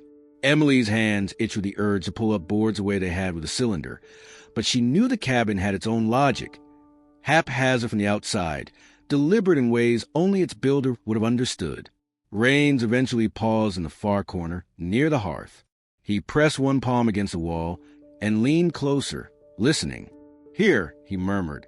The tone was different, less sharp, almost muffled. He knelt, running his fingers over the floor in that spot. Emily joined him, tracing the grooves where one board ended and another began. It wasn't obvious. In fact, it was deliberately disguised. The boards here were cut irregularly, with one just slightly narrower than the others, enough to break the illusion of a perfect seam. Noah fetched the pry bar without being asked. Together, they worked the edge, careful not to splinter the old wood. When it finally lifted, it revealed another layer beneath, not dirt, but fitted planks, lighter in color, as if they had been shielded from air and light for decades. Rains tapped them, listening again, then shifted to a section just a foot away and knocked once more. The difference was immediate, hollow, as if they had reached the roof of an empty space. Emily's pulse quickened. She imagined Elias Harper standing in this very spot nearly a century ago, sealing away whatever he had wanted hidden from the world. It took nearly an hour of slow, deliberate work before they exposed enough of the lower planks to see the outline of a hatch. There was no handle, only a recessed groove, the kind meant for fingertips. When Emily slipped her hand in, she felt the cold bite of iron. The hatch resisted at first, stiff with age, but with a push from Noah and a sharp pull from Rains, it gave way with a groan of wood against wood. A rush of air spilled upward, not the stale rush she expected, but something cooler, faintly metallic. Rains shone his flashlight into the opening. The beam fell on narrow steps descending into darkness, each one worn smooth. The walls were close-set stone, fitted without mortar, the kind of work that took time and care. Emily leaned over, peering into the space. She could see only the first few steps before the darkness swallowed the light. Somewhere below, the beam caught on a shape, perhaps a table or a chest, or something else entirely. The sight sent a ripple of unease through her, though she couldn't say why. They stood there for a long moment, none of them speaking. The opening yawned at their feet, like an invitation and a warning all at once. Lila broke the silence. "If we go down there, what if we can't get back up?" Emily didn't answer right away. She was still looking into the dark, listening for any sound that might drift upward. There was nothing, just the quiet of the cabin, the quiet of the woods beyond, and the weight of the years pressing down from beneath their feet. Rains finally straightened, his expression unreadable. "We'll need light," he said simply, and Emily knew they would be going down before the night was over. The storage room at the rear of the cabin had been an afterthought since the day they arrived, a cramped space that smelled faintly of damp bark and old nails. It was where Emily had stacked boxes they hadn't unpacked yet, the ones filled with things that seemed too unnecessary to bring inside, but too important to leave in the car. against the far wall. Firewood was piled in a haphazard tower, the kind of arrangement that looked stable until you tried to take a single log from the bottom. She hadn't gone near it in days. That afternoon, searching for the extra lantern fuel, she stepped into the storage room alone. Dust motes swirled in the beam of her flashlight, and the boards under her feet let out the slow groan of adjusting to weight. She began shifting a few of the smaller boxes, dragging them closer to the door so she could reach the back wall. The firewood seemed taller up close, its uneven stack leaning just enough to look precarious. Emily braced one hand against the wall and began lifting the logs one by one, stacking them neatly in a new pile closer to the window. By the time she was halfway down the stack, she noticed it. The boards beneath the wood weren't like the rest of the floor. They were narrower, the grain running in a different direction, and the dust here seemed less settled, as if disturbed not too long ago. Her first thought was that it might be another patch section like the one in the living room, but as she brushed more debris away, her flashlight caught the faint outline of a square cut into the floor. The edges were tight and precise, unlike the uneven wear of the surrounding planks. She knelt, running her fingers along the seam. It wasn't just a patch repair, it was a door, set flush with the floorboards, almost invisible without the firewood to hide it. Near the back corner, she found a small recessed notch, just big enough for her fingertips. The wood there felt smoother, worn from repeated use. She tried lifting, but it didn't budge. Whatever was beneath it was held fast, either by weight or a locking mechanism she couldn't see. The thought of calling for Rains crossed her mind, but something about the quiet of the moment kept her still. She pressed her ear to the wood, half expecting to hear the hollow resonance of an empty space. Instead, there was only the dense, muffled sound of solid timber. She sat back on her heels, studying the trapdoor. The storage room wasn't on the journal's crude map, which meant if Elias Harper had built this, he hadn't wanted it found as easily as the other hiding places. Emily fetched the pry bar from the corner, wedging the tip into the recessed notch. The trapdoor resisted at first, the metal groaning against the stubborn wood, but then it gave a fraction of an inch, just enough to let her know it could move. She worked the bar around the edges, each shift breaking away decades of compacted dust. When the seal finally broke, a thin breath of air escaped, cooler than the room but with a faint, sharp scent she couldn't place. The door lifted on hidden hinges, revealing a narrow cavity beneath. The beam of her flashlight slid over rough-hewn steps, leading down into darkness, steeper and narrower than the stone stairs beneath the hatch in the living room. The walls appeared to be reinforced with planks, but in places the raw earth showed through, damp and crumbling. Emily crouched at the opening, the light catching on something metallic halfway down, a short length of chain bolted to the wall, swaying slightly in the still air. Beyond that, the darkness was complete. She called softly for Noah, her voice low, as though the sound might travel farther than she wanted. When he appeared in the doorway, she simply tilted the flashlight toward the opening. His eyes widened, and for a moment they both stared at it in silence. "Should we tell Rains?" he asked. Emily hesitated. She could feel the weight of the discovery in her chest, an almost instinctive sense that this was different from the other find. The trapdoor had been hidden beneath a stack of firewood for a reason, meant to be overlooked in a room rarely entered. She finally nodded, but her voice stayed quiet. "Not yet. Let's see where it goes first." Noah glanced toward the hall, listening for any sound of the others, then looked back at her. The flashlight beam quivered slightly in Emily's hand, not from cold, but from the recognition that opening this trapdoor was more than just uncovering another secret. It was stepping into a part of the cabin no one had touched in years, maybe decades, a place Elias had gone to the trouble of sealing twice over. The steps beneath the trapdoor were narrow and uneven, worn as shallow dips in the center by long-ago feet. Emily went first, her flashlight casting restless shadows against the plank walls as the air grew cooler and damp enough to cling to her skin. The faint scent of earth was overlaid with something sharper, old metal perhaps, or the ghost of preserved food long gone. Noah followed cautiously, each step groaning under his weight, while the muted sound of the cabin above faded into a stillness that seemed to belong to a different place entirely. At the bottom, the space opened into a low-ceilinged room that stretched farther than she expected. The floor was packed dirt, darkened in irregular patches where moisture had seeped through. Along two walls, rough wooden shelves sagged under the weight of glass jars, their contents clouded and unrecognizable. Labels faded to pale ghosts of handwriting. Other shelves were bare except for a scatter of rusted tools and lengths of rope stiff with age. Emily swept a flashlight across the far end of the cellar. One wall stood out immediately. The others were built from irregular stone fitted together in a rough, practical way of rural construction, but this one was precise, deliberate. A face of evenly laid red brick, its mortar lines neat despite the damp. The bricks caught the light differently, too, a muted sheen compared to the dull absorption of the stone. She stepped closer, the packed dirt muffling her movements, and placed her palm against it. The surface was cold, the chill seeming to sink into her skin. When she knocked, the sound came back wrong. The stone walls gave a solid, muffled thud, but the brick wall answered with a hollow resonance, faint but distinct, like rapping on the side of an empty crate. She tapped again, listening carefully. The tone was the same across most of the wall, as though there was open space directly behind it. Noah joined her, knocking experimentally in different spots, his eyes narrowing. "It's fake," he said, his voice low despite there being no one else nearby. Emily shook her head. "Not fake, just not meant to be a wall. More like a door without a handle."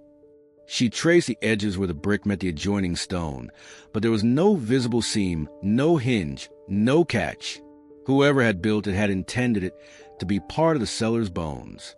The flashlight beam caught faint irregularities in the mortar, tiny chips in a few places, as if someone had worked at it with a tool long ago. Emily crouched, running her fingers along the bottom row of bricks, and felt the gritty crumble of loose mortar at the far right corner.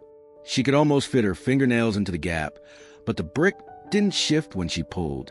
They searched the rest of the cellar, looking for anything that might serve as a lever or a key. The shelves yielded nothing but a cracked mason jar full of nails and a rusted lantern with a frozen wick. Behind one stack of jars, Noah found a length of iron rod about 2 feet long. Its tip flattened slightly as if it had been used for prying. Emily returned to the brick wall and slid the rod into the gap at the base. The metal scraped against something solid, but when she tried to lever it upward, the brick resisted stubbornly. She shifted to another brick higher up, with the same result. It was clear the wall was more than just stacked masonry. It had been anchored to stay in place, perhaps with some hidden locking mechanism. She stepped back, scanning the wall again.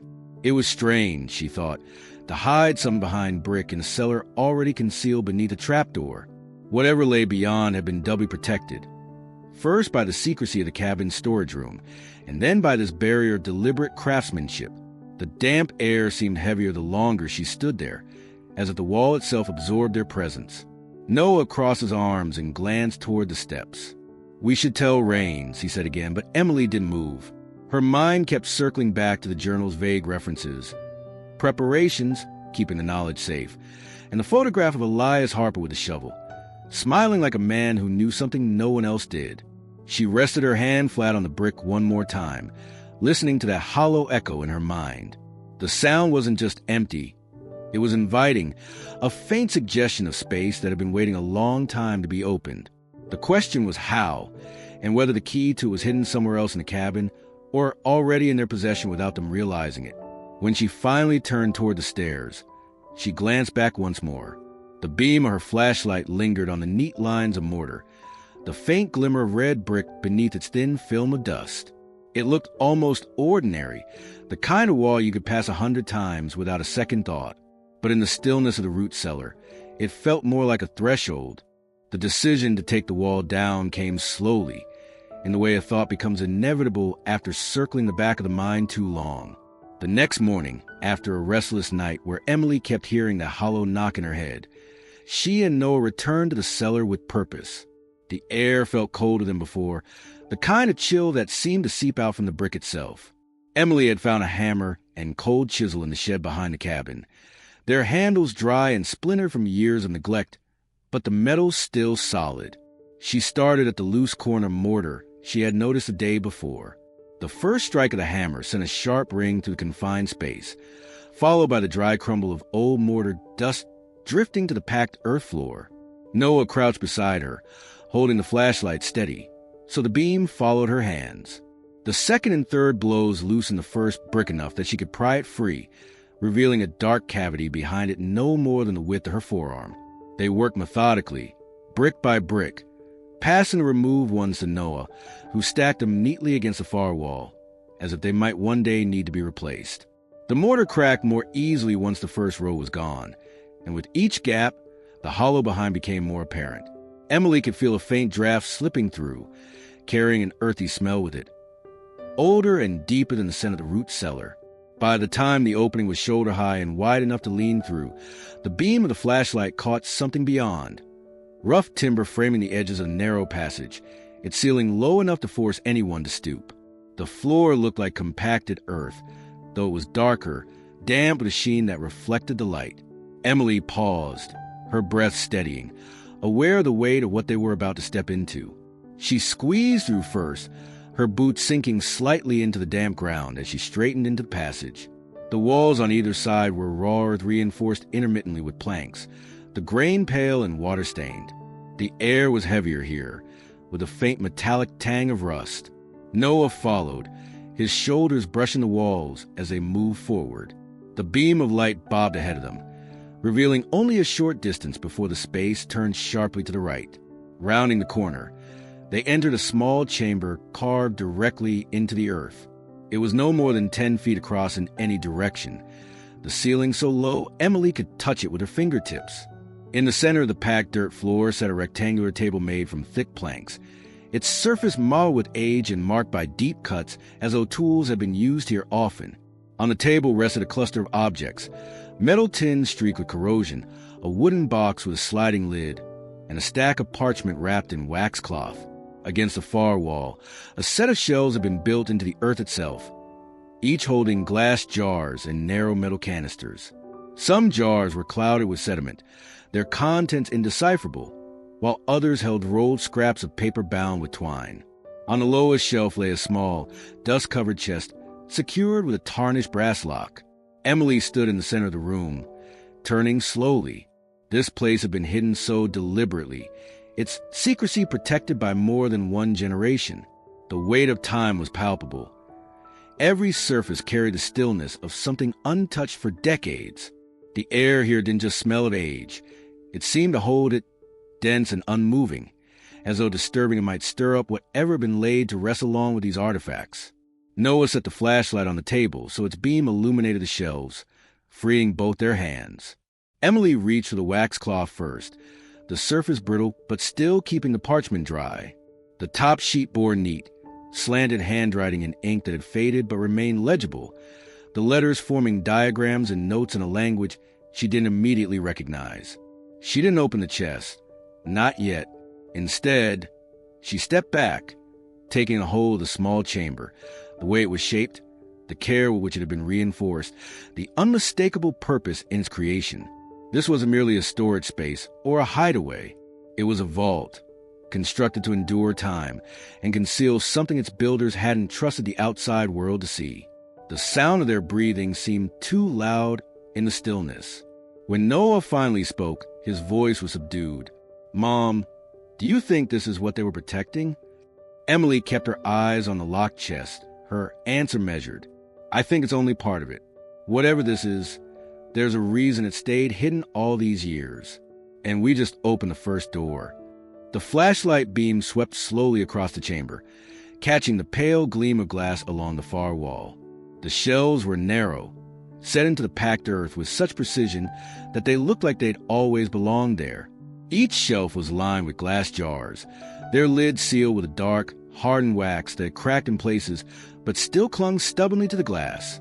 Dust lay thick on every surface, muting the light until Emily's breath disturbed it into thin clouds. She stepped closer, drawn by the way the jars seemed almost to hum with their own quiet presence. Inside the first jar she examined, a scroll of parchment was tightly rolled, its edges brown but otherwise intact. The paper's texture was just visible through the glass, fibrous and uneven, as if it had been handmade.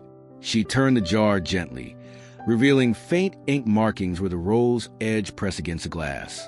Letters, slanted, deliberate, written in a hand unlike anything she recognized. It wasn't English, nor anything that immediately matched the little Latin she'd seen in books. Noah moved to another shelf, lifting a smaller jar and holding it toward the light. The contents were different. Inside was a folded piece of thick paper, its creases forming precise, symmetrical patterns. It looked less like a letter and more like a diagram, though the details were obscured by the clouded glass. When he set it down, his eyes caught on the next jar, which contained a thin, metallic object, circular, with markings etched along its edge in a repeating pattern. Emily moved methodically, inspecting each container without opening them. Several jars held maps. The parchment rolled so tightly that the faint grid lines and hand-drawn coastlines were visible only in fragments. The maps didn't look modern. The shapes of the continents were recognizable but skewed, as if drawn before accurate measurements existed. Some showed vast stretches of blank space where ocean should have been, or islands she had never seen on any globe. Others bore clusters of small, precise markings that might have indicated settlements, or something else entirely. Lower on the shelves, the jars contained stranger things still. One held a collection of small metal discs, each about the size of a coin but thicker, their surfaces engraved with an intricate lattice of lines that seemed to connect in a purposeful pattern. Another contained a tool that looked like a compass, though its needle was thicker and bent at an odd angle, with additional arms branching from the central pivot, near the center of the middle shelf. Emily found a jar whose contents were unlike any of the others. Inside, resting on a folded square of faded blue cloth, was a small instrument made of brass and steel. Its shape was unfamiliar. 3 delicate arms extended from a central ring, each tipped with a different attachment. One sharp like a needle, one flat and wide, one shaped like a tiny cup. The arms were hinged, allowing the pivot and lock into place. She was about to set it back when she noticed a faint label pasted to the underside of the jar's lid. The paper was yellowed, the ink smudged but still legible enough to make out a date, 1834. Beneath it, a series of numbers and symbols she didn't understand. Noah stood silently beside her now, his earlier eagerness tempered by something heavier. The room felt different, not just because of what they had found, but because of the weight of its intent. These things hadn't been hidden simply to preserve them from decay. They had been removed from the world, deliberately separated from a normal flow of history. On the top shelf, Emily spotted a larger jar, its wax seal darker than the others, almost black. Inside was a rolled sheet bound with a length of deep red cord. Even through the glass, she could see that the cord had been knotted in a complex pattern, something more deliberate than a simple tie. The jar was heavier than she expected when she lifted it. The glass thick, the contents shifting faintly inside. She set it down carefully and stepped back, letting her gaze sweep over all of it at once. The shelves lined with sealed jars, the muted gleam of glass in the beam of the flashlight, the silent arrangement of objects that had waited here for generations. This wasn't just storage. It was a curated collection, each piece preserved with a level of care that suggested importance beyond simple value. Emily felt a tightening in her chest, not from fear, but from the quiet recognition that they were standing in a place where history had been deliberately altered. These jars, these maps, these instruments, they were fragments of something larger, a knowledge withheld, perhaps even erased from what the world believed to be true. And here they were, hidden under the floorboards of a cabin in the Vermont woods, waiting for someone to decide whether to keep the secret or let it breathe. The discovery came almost by accident. Emily had been laying the jars back in place after photographing each one, careful to return them exactly as she found them, when Noah, idly flipping through the folded parchment they had unwrapped earlier, noticed a pattern in the drawings.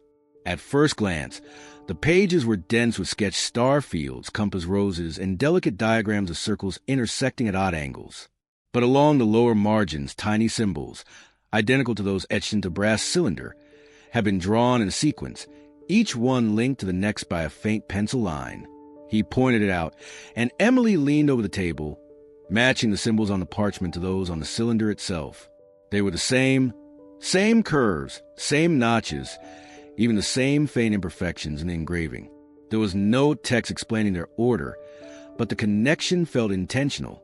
She laid the parchment flat and rolled the cylinder slowly across it, lining up the etchings as she went. Every so often, the edge of the cylinder would meet one of the drawn symbols perfectly, and Noah would mark the spot with his fingertip. Dr. Raines, who had been quietly examining the brass compass-like instrument from one of the jars, drifted over when he noticed what they were doing. His eyes sharpened as he took in the page. "This isn't decorative," he said, more to himself than to them. "It's mechanical. The carvings are part of a locking sequence." He picked up the cylinder and turned it in his hands, feeling for imperfections in the metal. There were no hinges, no visible seams. Only the etched surface, its pattern unbroken except for the faint raised ridges where the lines deepened. Emily handed him the parchment. "You think this shows how to open it?" Raines nodded slowly. The Arborists like to hide their keys in plain sight. If this is their work, the cylinder won't open with brute force. It'll respond to pressure in precise order, one mistake, and it resets. They cleared a space on the table. Raines positioned the cylinder in the center, turning it until the first symbol from the sequence faced upward. With his thumb, he pressed firmly on the spot. There was a soft, almost imperceptible click, so faint that Emily wondered if she'd imagined it. He moved to the second symbol, pressing again, this time holding the pressure for several seconds. Another click followed, slightly louder, accompanied by the faintest shift in the weight of the object, as though some internal component had disengaged. Noah watched intently, memorizing the sequence on the parchment as Raines worked through it. Third symbol. Fourth. Each press felt more deliberate than the last, the sound of the click slowly gaining in strength. Emily noticed that the surface of the brass seemed warmer under Raines's fingertips, though whether from the friction or something within, she couldn't say. When he reached the final symbol, Raines hesitated, glancing at them as if to mark the moment. He pressed.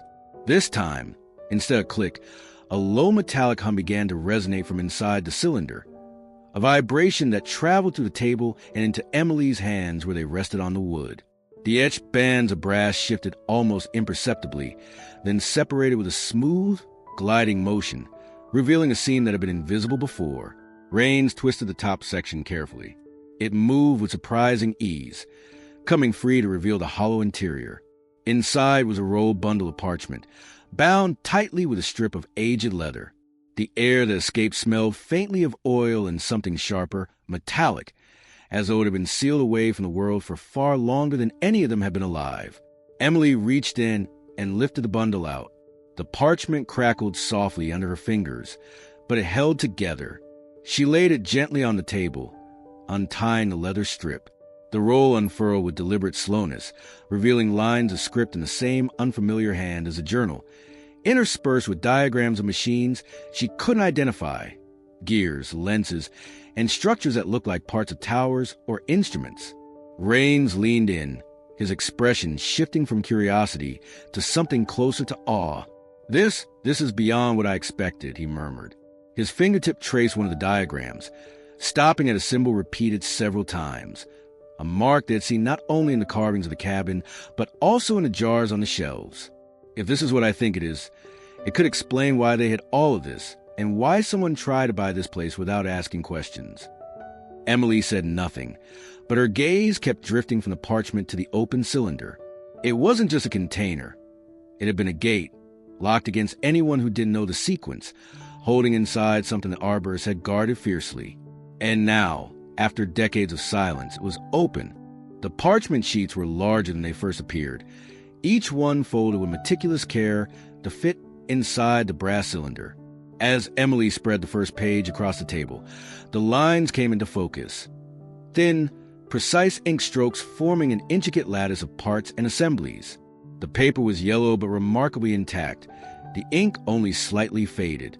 Across the top, in a bold, deliberate hand, was a title written in a mix of English and Latin, "The Arbor Engine." Beneath it, in smaller script, were the words for the stewardship and regulation of the Earth's airs and waters. Dr. Raines bent over the sheet, his glasses sliding down his nose as he traced the delicate drafting lines. The diagram showed a tall, vertical structure anchored by what looked like a series of underground chambers. From the central column extended a network of articulated arms, each tipped with what could have been mirrors or panels. Around the edges of the blueprint, smaller sketches depicted these components in detail. Metal discs with teeth like gears, hollow tubes lined with crystalline shapes, and a complex arrangement of valves and weights. The craftsmanship of the drawing suggested an engineer of extraordinary skill, someone whose work straddled a boundary between mechanical precision and an almost artistic sense of form. Emily stepped closer, scanning the dense blocks and annotations written in a script both familiar and strange. Some were in English, but others were in abbreviated technical shorthand, peppered with symbols that reminded her of the carvings in the cabin's doorframes. She recognized words like precipitation modulation, thermal inversion, and localized atmospheric shift. Rains read aloud in a low, measured voice, to temper flood and famine, to grant relief in drought, to preserve the temperate belt for future generations. His voice trailed off, his brow furrowing. If these notes are accurate, this device was meant to influence climate patterns, not in the way we think of modern weather modification, but on a much larger, more controlled scale. Noah, who had been quietly examining a smaller sheet, spoke up. "Look, this one shows where they wanted to put it." He pointed to a rough map drawn along the margin, marked with small circles. Most of them were in rural or uninhabited areas, scattered across multiple continents. The placement seemed intentional, forming what could have been a global network. Some were labeled with dates, all from the mid to late 19th century. A few of the dates were crossed out, replaced with later years, as if plans had shifted. Rains lifted another folded page, revealing an exploded view of the machine's core. Here, the central mechanism was laid bare, a ring of rotating chambers that seemed to draw in air, compress it, and pass it through a system of adjustable vents before releasing it again. "This isn't just theoretical," he said softly. "Someone built at least part of this. These aren't speculative sketches, they're engineering instructions." Emily's eyes lingered on a line written in red ink along the bottom of one page, to be hidden until such time as the balance is in peril. The word struck her as both protective and ominous. She imagined Elias Harper, or whoever among the Arborists had designed this, standing over these same blueprints, deciding that the world wasn't ready, that their creation could be as dangerous as it was benevolent. The more pages they unfolded, the more the scope of the design revealed itself. There were instructions for harvesting and refining certain metals, for shaping the crystalline components that appeared to be key to the engine's function. There were notes on using magnetic fields to stabilize the rotating chambers, and on calibrating the mirror-like panels to focus sunlight or deflect heat. In the margins, small personal remarks appeared, questions, revisions, even disagreements in different handwriting, as if multiple minds had worked together, debating every detail. Emily found herself unsettled by the implications. If this machine could truly alter climate patterns, even locally, what would it mean in the wrong hands? The same technology that could prevent famine might also be used to cause one. She thought of the black SUV that had pulled up to the cabin days earlier, of the woman who had offered cash without even stepping inside. They hadn't been after the property. They'd been after this. Rains carefully stacked the pages in order, his expression one of deep concentration. "This is the kind of thing that disappears from history on purpose," he said. "If the Arborists hid it, they believed it could be misused. And now it's here, in your hands, after more than a century." Emily glanced toward the shelves in the chamber, toward the sealed jars that still waited, untouched. The blueprints felt heavy in her grip, not just in weight, but in consequence. Somewhere, someone had once believed this machine could save the world. Now, she wasn't sure whether they had been visionaries or whether they had understood too well the danger of their own invention. The room felt smaller with the blueprints spread across the table, their edges curling slightly from age. The lamplight cast a warm glow over the inked lines, bringing the precision of each stroke into sharp relief. Emily's fingers hovered above the dates in the corner of the first sheet, tracing the numerals without touching them. 1874.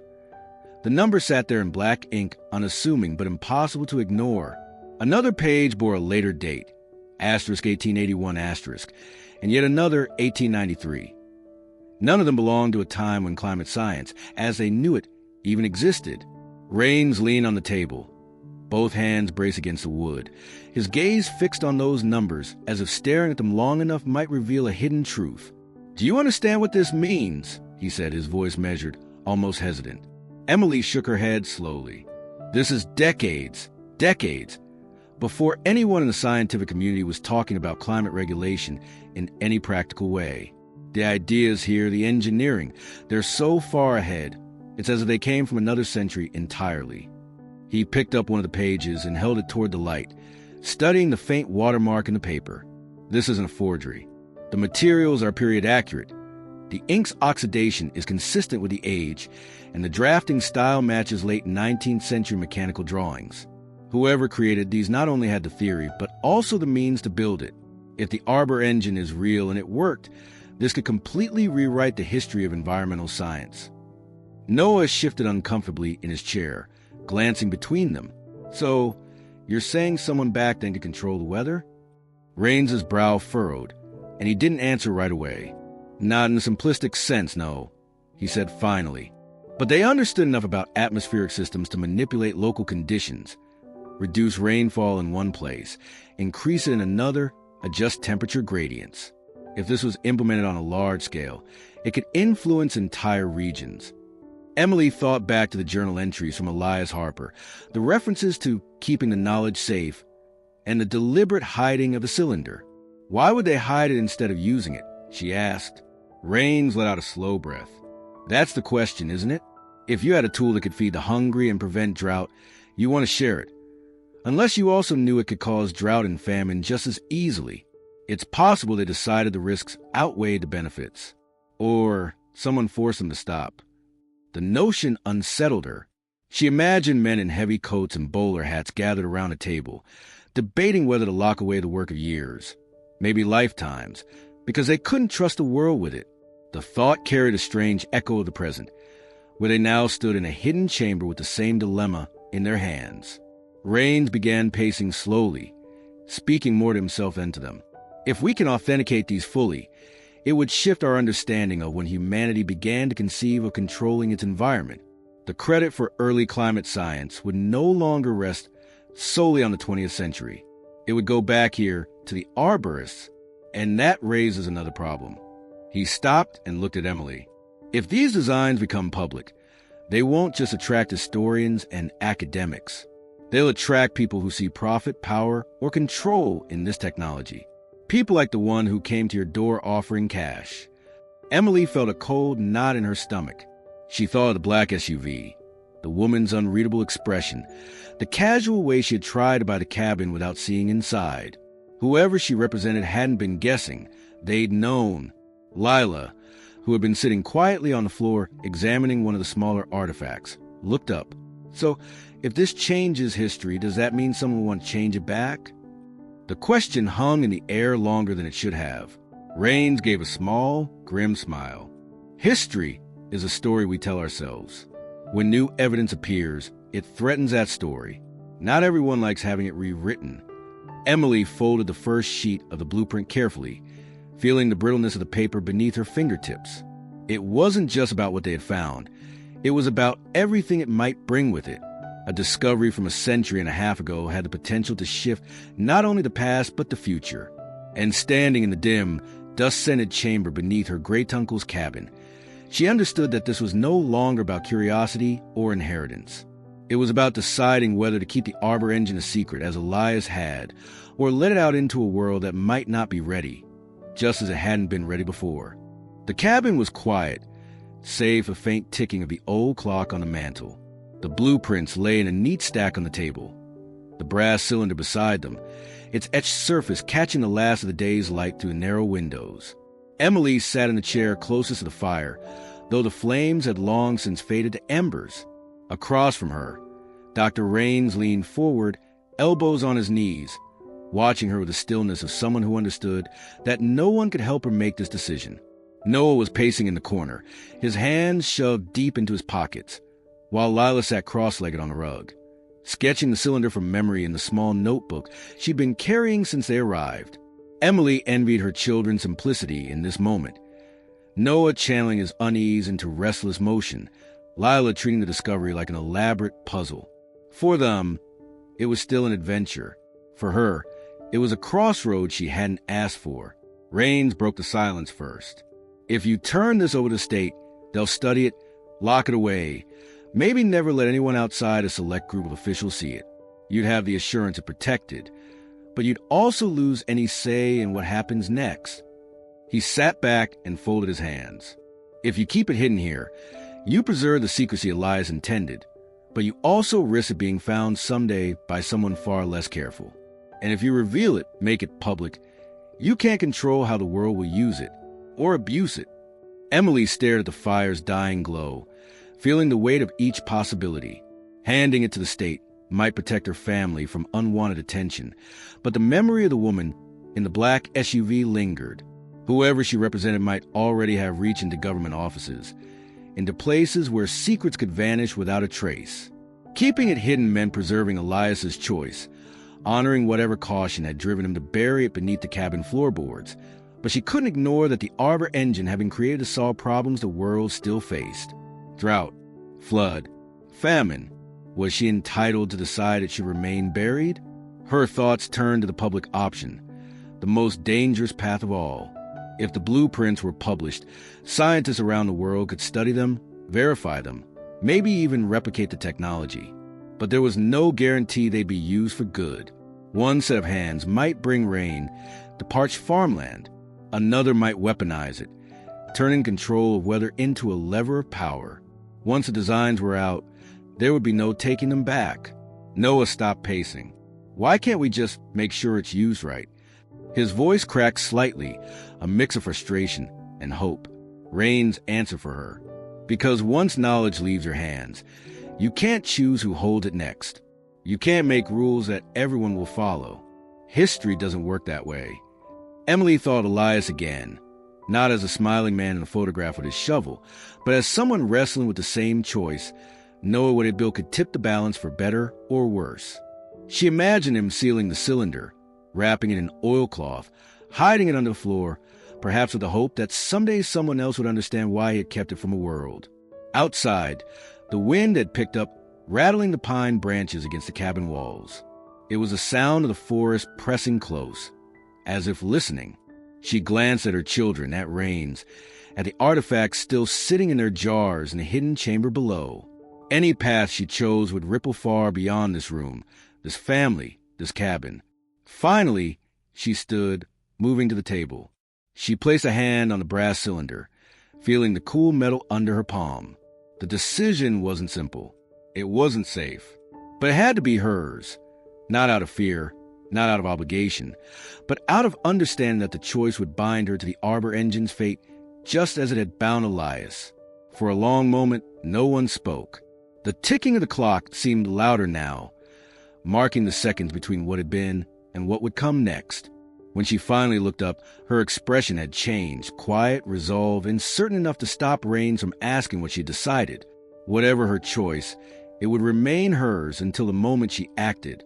And once she did, there would be no going back.